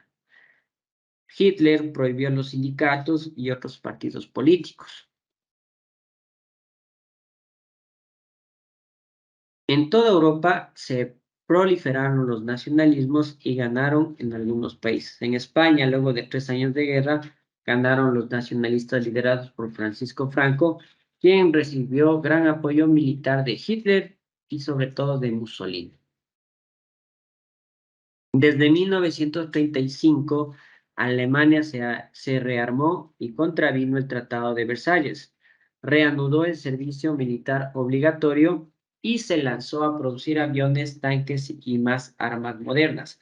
Recordemos que en el Tratado de Versalles lo que hacía o la función de este tratado era eliminar o detener la carrera armamentista, pero en este caso Hitler estaba bajo el dominio de Alemania, pues nuevamente propuso el servicio militar obligatorio y también la construcción de armamento. Alemania construyó con Italia y Japón un eje político y militar que se lanzó a la expansión territorial para consolidar su imperio, dominado por la raza aria y la lengua alemana. Cuando invadió Polonia el 1 de septiembre de 1939, Gran Bretaña y Francia le declararon la guerra. Firmó con la Unión Soviética un pacto de no agresión. Los alemanes hicieron una guerra relámpago, derrotando a los polacos en pocas semanas. Luego, solo en 8 meses, conquistaron 8 países europeos y controlaron otros 3. Francia se rindió y los alemanes ocuparon París. Italia también entró en guerra e invadió varios territorios en Europa y África. Gran Bretaña era el único país que se resistía al avance alemán.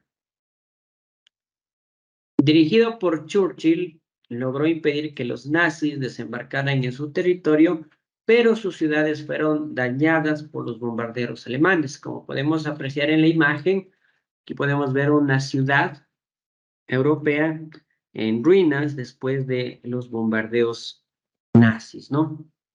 El Imperio Británico también entró en la guerra. Tropas de Canadá, Australia, Nueva Zelanda, India, Sudáfrica y otras dependencias combatieron en varios frentes.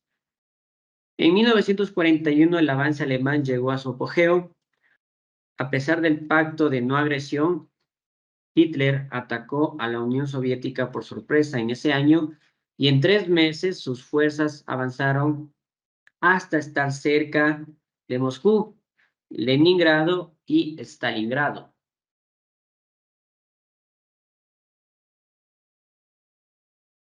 Desde los inicios de la guerra, Estados Unidos se mantuvo fuera del conflicto, pero envió suministros y armas a Gran Bretaña. También restringió el comercio con Japón e intentó pagar su política expansionista en el Asia del Pacífico. En solidaridad con Estados Unidos, la mayoría de países de América Latina declararon la guerra para los países del eje. Finalmente entró a la guerra en diciembre de 1941, cuando las fuerzas japonesas bombardearon sorpresivamente la base naval norteamericana de Pearl Harbor en Hawái.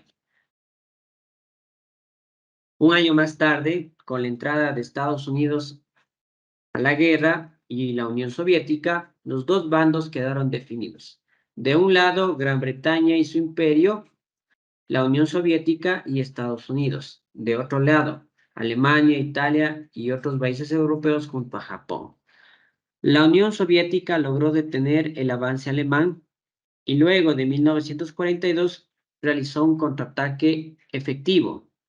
Las Fuerzas Armadas del Eje fueron derrotadas en África.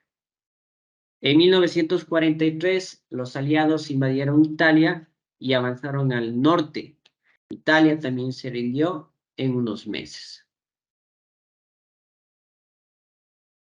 La enorme maquinaria industrial de los aliados, especialmente de Estados Unidos, logró vencer al Eje, a pesar de que los alemanes introdujeron en el conflicto armas modernas, cohetes, aviones submarinos. Desde los dos frentes, los aliados llegaron a Alemania, que se rindió en mayo de 1945, luego de que Hitler se suicidó. En el Pacífico, los estadounidenses avanzaron a Filipinas y otros países hasta llegar cerca del archipiélago japonés para forzar a Japón a rendirse. El gobierno norteamericano lanzó en las ciudades de Hiroshima y Nagasaki bombas atómicas. Japón se rindió el 14 de agosto de 1945. Cuando a finales de la Guerra Mundial estaba claro que Alemania y Japón serían derrotados, Italia ya se había rendido. Los aliados comenzaron a discutir la organización del mundo en la posguerra. Hubo dificultades ya que las potencias más fuertes como Estados Unidos y la Unión Soviética querían ampliar sus esferas de influencia mundial. En febrero de 1945, en la conferencia de Yalta, que está situada en la península de Crimea, se reunieron Franklin Roosevelt por Estados Unidos, Winston Churchill por Gran Bretaña y José Stalin por la Unión Soviética. Se discutió sobre la ocupación y el desarme de Alemania y la creación de un organismo nacional destinado a la preservación de la paz en el futuro. Apreciaron las diferencias, pero no se llegaron a conclusiones definitivas. Luego de la derrota de Alemania, se reunió a una nueva conferencia en Potsdam, donde se alcanzaron algunos nuevos acuerdos. Un mundo destruido. Luego de la guerra, pues, las consecuencias fueron totalmente fatales, ¿no? El balance humano de la guerra fue dramático. 60 millones de muertos, innumerables lisiados y traumatizados, hogares deshechos y pueblos arrasados. Las ciudades europeas, sobre todo las alemanas, fueron destruidas, lo mismo que las vías férreas, puertos, fábricas y aeropuertos. Se descubrieron campos de concentración y de exterminio creados por el régimen nazi para mantener presos y liquidar a sus adversarios, a quienes consideraban inferiores. Por orden de Hitler fueron asesinados varios millones de judíos, gitanos, comunistas, socialistas, personas democráticas. Se mató a muchos inocentes, incluidos niños, mujeres y ancianos. Situación de la posguerra. Muy bien. La guerra había terminado en Europa, pero Estados Unidos siguió su enfrentamiento con Japón en el Pacífico. A pesar de su debilitamiento, Japón no se rindió. Entonces, Estados Unidos utilizó un arma recién inventada. Así, el 6 de agosto de 1945 lanzó la bomba atómica sobre la ciudad japonesa de Hiroshima. 3 días después, otra en Nagasaki. Los japoneses se rindieron, las tropas estadounidenses ocuparon su país y terminó la Segunda Guerra Mundial. Luego de ser observados los efectos devastadores de la bomba atómica, se criticó duramente el uso y se lo calificó como un crimen perpetrado sobre gente desarmada. Cientos de miles de personas murieron por efecto directo de la bomba y su impacto duró por décadas. La radiación se manifiesta hasta ahora en enfermedades como daños a los tejidos, cáncer. Se argumentó que de este modo se evitaba una matanza porque los japoneses defendían su país con muchas muertes de norteamericanos, pero eso no fue cierto, ya que Truman necesitaba consolidar el papel eh, de superpotencia para su país. De este modo intentaba dar un mensaje al mundo, especialmente a la Unión Soviética y Europa, Estados Unidos es el estado más poderoso del mundo. Para ello surge la Organización de las Naciones Unidas. Con la experiencia de la Sociedad de las Naciones, se pensó en un nuevo organismo mundial con presencia de todos los países que desearan ser miembros, pero con poder efectivo en las decisiones para las potencias. Así, en 1945, la Carta de la Organización de las Naciones Unidas, ONU, suscrita por 51 estados, a los que se sumaron otros en los años siguientes. La tarea fundamental de la ONU es asegurar la paz, la defensa de los derechos humanos y la promoción del desarrollo económico y social. Muy bien, hemos revisado eventos muy importantes de la historia, los cuales se trabajaron en las primeras semanas del primer trimestre. Por ende, para esta semana no tenemos deberes, puesto que estamos en una semana de refuerzo nada más, una semana de retroalimentación. La tarea implícita que usted tiene, pues sería estudiar, revisar los temas, revisar el módulo para la próxima semana que usted va a rendir su examen del primer trimestre. De igual manera, el horario de atención lo tenemos aquí presentes, es el día lunes y martes de 8 a 10 y el miércoles y jueves de 3 a 5 de la tarde. Recuerde, por favor, que puede comunicarse directamente a mi WhatsApp personal. La frase de esta semana es: pregúntate si lo que estás haciendo hoy te acerca al lugar en el que quieres estar mañana. Walt Disney. Muchas gracias por su atención. Recuerde, por favor, que en el horario de atención usted me puede preguntar cualquier inquietud, cualquier novedad que usted tenga con respecto a esta clase de refuerzo. Le deseo muchos éxitos en su examen del primer trimestre que se viene la próxima semana. Muchas gracias.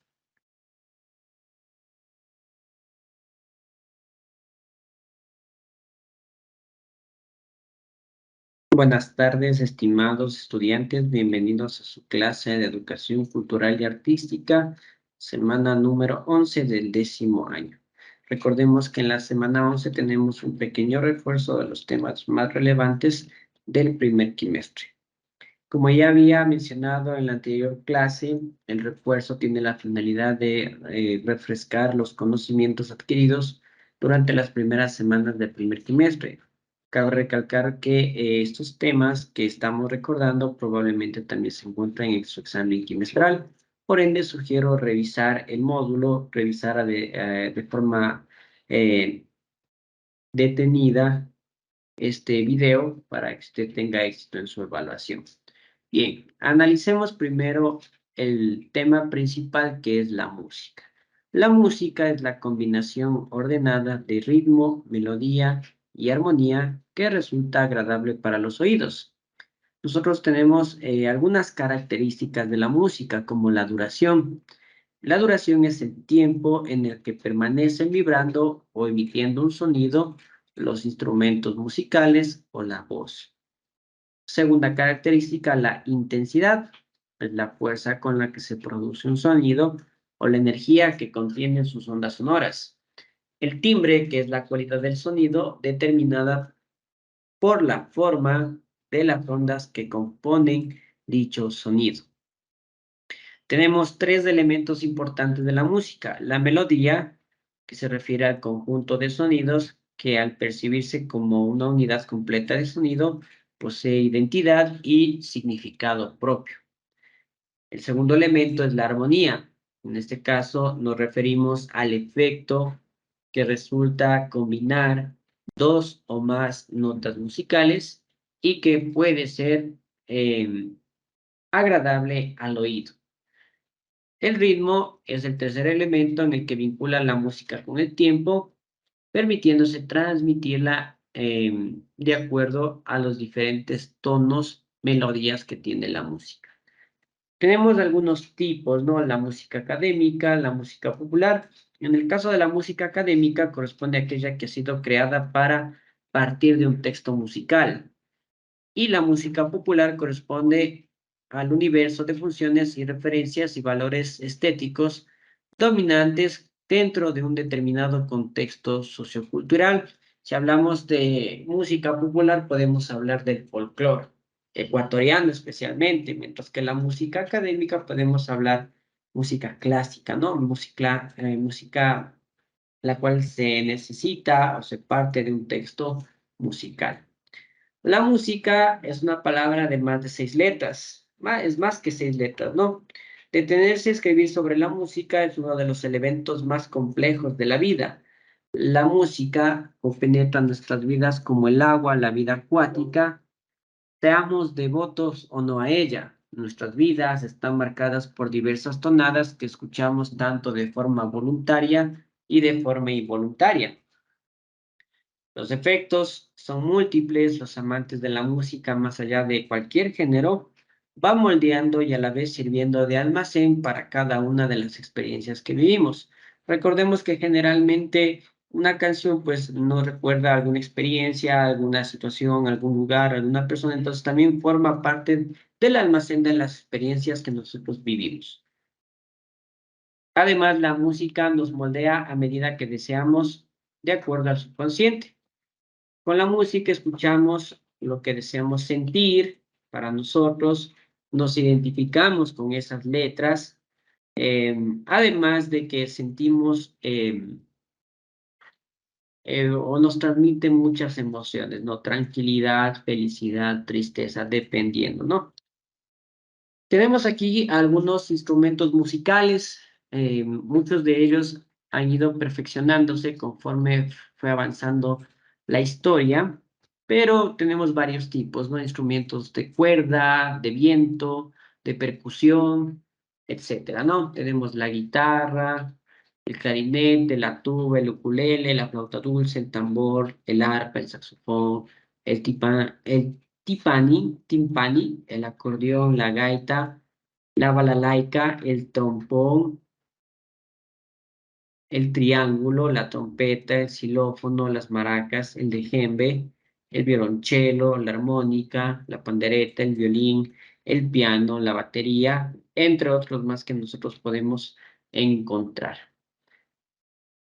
También tenemos diferentes estilos musicales. El jazz, donde predomina el saxofón como instrumento protagonista de este género, ¿no? El blues, el punk, la música folk, el pop, la música disco, el rap, el heavy metal, la música clásica, el rock and roll, el country, el reggae y otros estilos musicales que fueron apareciendo conforme fue avanzando el tiempo, ¿no? Hablamos de la música electrónica, hablamos del trap, el reggaetón, la fusión de estos distintos estilos musicales crearon otros.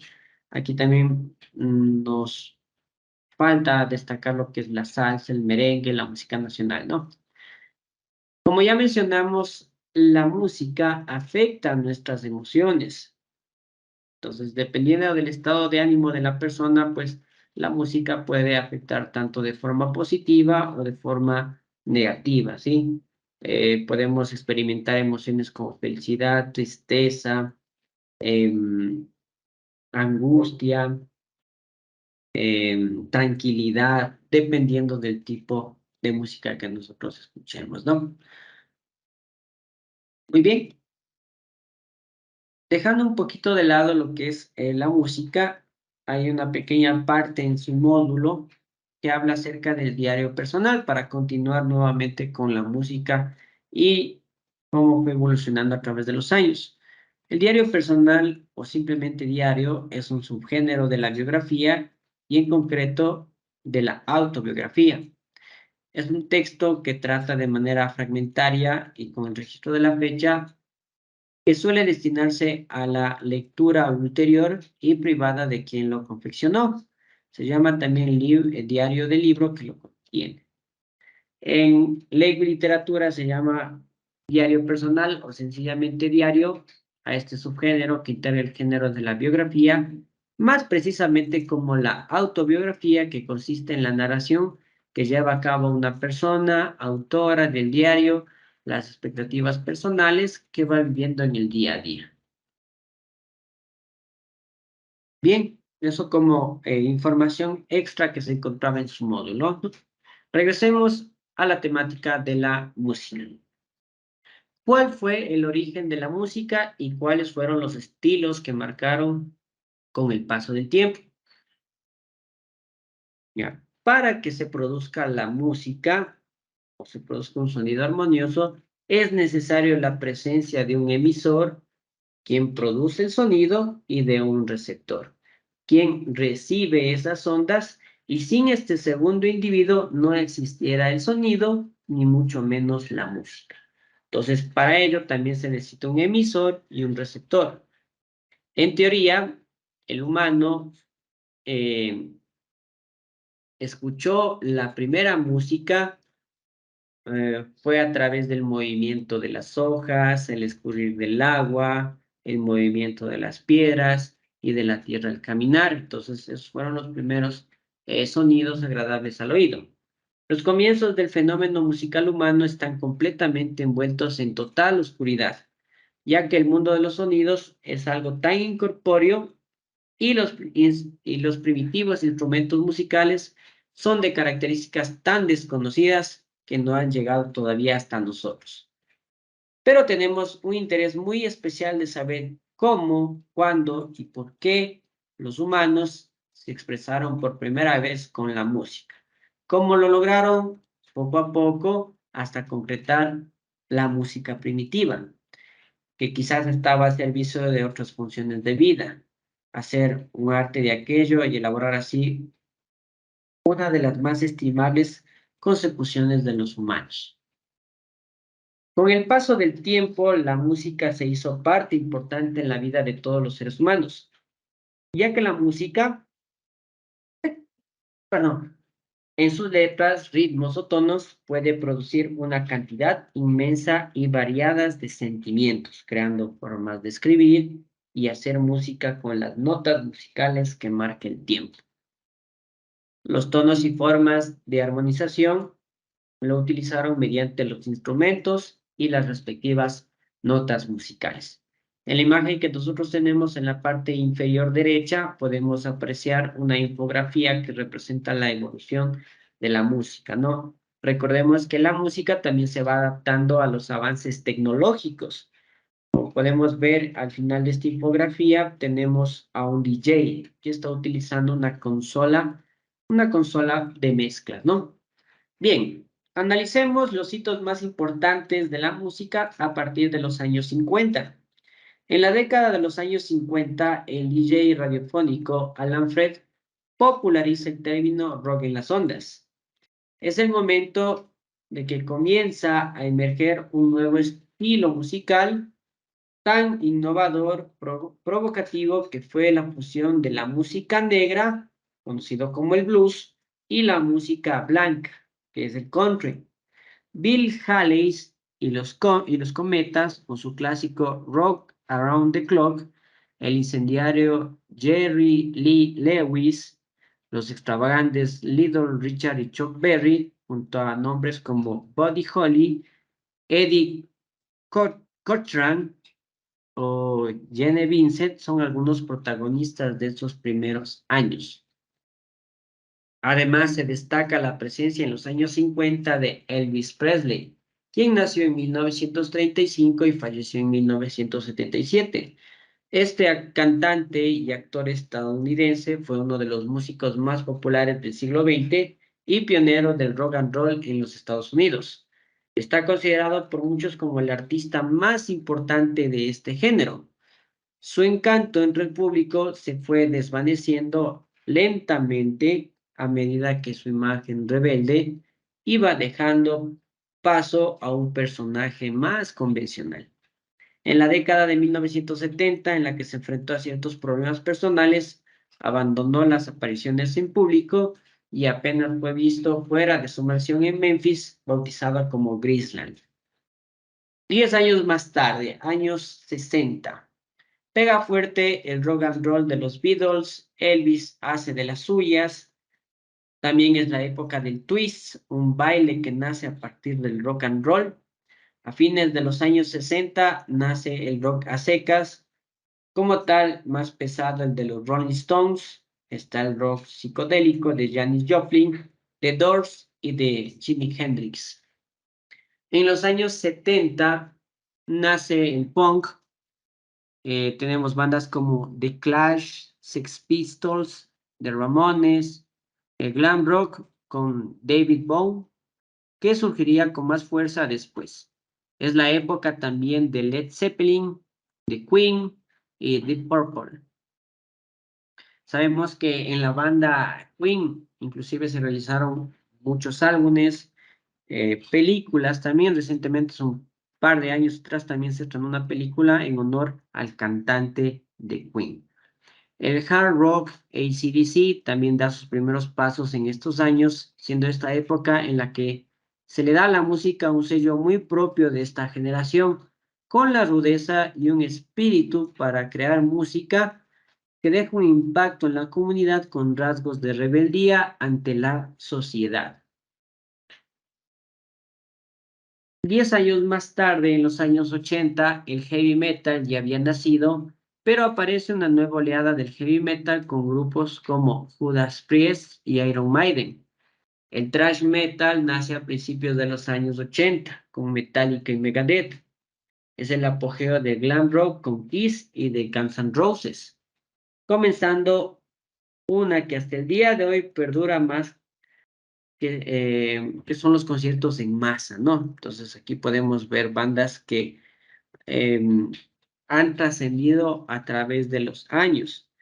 Desde 1980 hasta el 2023, pues prácticamente son 43 años hasta el día de hoy que la música de estos grupos, especialmente de los años 80, se han mantenido. En los años 90 es la era del grunge, como agrupaciones destacadas como Nirvana, Pearl Jam.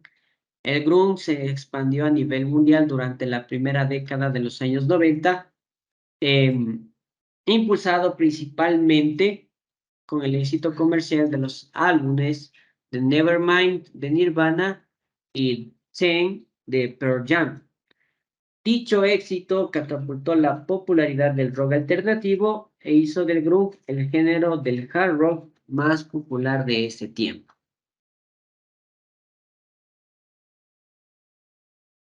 Del 2000 en adelante, pues surgen tendencias que toman cosas de los estilos antes mencionados, ¿no? Como el metalcore, el death metal, melódico, entre otros. En la llegada del nuevo milenio, nace con mucha fuerza la música electrónica, música que era escuchada en locales, el cual era combinado con luces y sonidos bailables, para luego dar luz a muchos géneros que nacen y se van también rápidamente, debido a que son modas pasajeras y tristemente, al parecer, ese es el rumbo que tendrá la música en un futuro. Los principales representantes de la música de los años 2000, pues de los distintos géneros tenemos a Eminem, Linkin Park, Jay-Z, 50 Cent, entre otros grupos y artistas que se destacaron. La música es creada y mirada como objeto que se puede comercializar según el momento e inclusive produciendo problemas como por ejemplo el reggaetón, que fomenta en algunos casos la delincuencia y la sexualidad precoz. ¿Sí? Es una de las causas de embarazos juveniles, perdiendo la esencia de la música de antaño, que era buscar buenos ritmos, músicos talentosos que marcaran las nuevas eras, sin tener que pensar mucho en el dinero, sino más que un estilo de vida.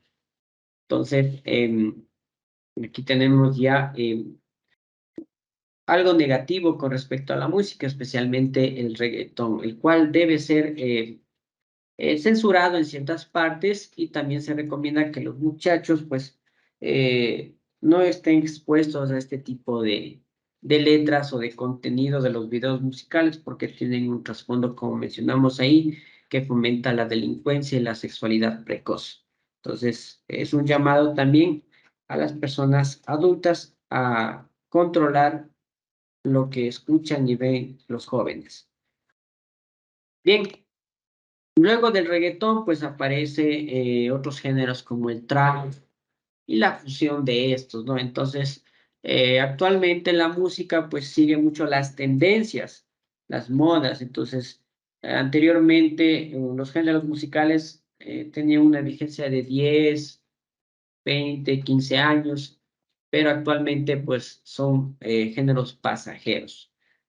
Bien, dejando de lado el avance de la música a través de los años, pues nos vamos a concentrar en la música y la danza ecuatoriana. La música es una de las manifestaciones que ha ayudado especialmente al pueblo afroecuatoriano y también al pueblo indígena a mantener su identidad y desde ahí a organizarse para luchar por sus derechos. Nos vamos a enfocar en este momento en la música y danza afroecuatoriana. Los afroecuatorianos de la costa, especialmente en la provincia de Esmeraldas, son diferentes a los de la sierra, es decir, que se encuentran ubicados en el Valle del Chota y la cuenca del río Mira. La diferencia nace en el hecho histórico de que los negros esmeraldeños vivieron en su mayoría como cimarrones. Ya, recordemos que los cimarrones eran esclavos negros que escapaban de las haciendas y se introducían dentro de la vegetación o dentro de la selva esmeraldeña y pues prácticamente ahí formaban sus grupos o sus comunidades, obviamente de forma libre mientras que los negros serranos fueron casi en su totalidad esclavos. Entonces ahí tenemos una gran diferencia entre los afroecuatorianos de la costa y los afroecuatorianos de la sierra. Estas diferencias sociológicas dieron lugar a manifestaciones musicales totalmente diferentes, mientras que en Esmeraldas, que es la tierra de la marimba y del arrullo, la Chota es la tierra de la bomba. El Chota es la tierra de la bomba. A pesar de que ambas están caracterizadas por la polirritmia del origen africano, la música afroesmeraldeña suena mucho más pura al estilo afro, mientras que en la música afrochoteña se integra más la influencia indígena y europea que la hacen parecida a la música andina. Entonces, miren la diferencia de la música esmeraldeña y la música afrochoteña. La música esmeraldeña, como ya mencioné, tiene un estilo más afro, con las raíces africanas del pueblo, mientras que la afrochoteña, pues, combina influencias indígenas y europeas. Por eso que el ritmo se parece más a la música andina. La expresión cultural donde más se evidencia las raíces africanas de la población negra del Ecuador es en la música, como todas las manifestaciones que conforman la cultura popular de los pueblos. Las expresiones musicales concretas son el resultado de un proyecto de constitución étnica que se prolonga por alrededor de varios y varios siglos. Aquí en la imagen que tenemos en la parte inferior podemos ver varios ejemplos de varios tipos de música, ¿no? Tenemos música africana, música afroecuatoriana, perdón, música indígena, entre otros estilos, los cuales también vienen acompañados de danza, el uso de distintos instrumentos musicales, etc. Perfecto. Recordemos que esta semana no tenemos deberes por motivos que es una clase de refuerzo nada más. Eh, Sin embargo, si usted tiene alguna inquietud o duda, puede comunicarse a mi WhatsApp personal en el horario de atención que lo tiene en pantalla, ¿no? Lunes y martes de 8 a 10 y miércoles y jueves de 3 a 5 de la tarde. En ese horario, pues, será un gusto poder responder cualquier inquietud que usted tenga con respecto a esta clase de refuerzo. Claro está, no hay deber, pero su obligación o la tarea implícita es revisar los contenidos del módulo y prepararse para el examen quimestral de la próxima semana que se desarrollará el sábado 4 de noviembre del 2023. Con respecto al examen, también se les dará las debidas indicaciones ese día y todo lo relacionado a la ejecución de este proceso evaluativo. Perfecto. La frase de esta semana es: todo es práctica. Esto lo menciona Pelé. Y tiene mucho que ver esta frase con la música. Si usted está interesado en practicar un instrumento o en aprender a entonar un instrumento musical, pues hay que practicar para poder utilizar correctamente este instrumento. Como existe también otra frase, ¿no? El trabajo duro vence al talento cuando el talento no se está esforzando, entonces se aplica en lo mismo. Entonces usted tiene la afinidad para la música, para la expresión cultural, en cualquiera de sus ámbitos, pues la práctica lo es todo. Muy bien, gracias por su atención. Recuerde que usted tiene el horario de atención mencionado en la clase para que usted pueda responderme cualquier inquietud de la clase. Muchas gracias y hasta la próxima clase.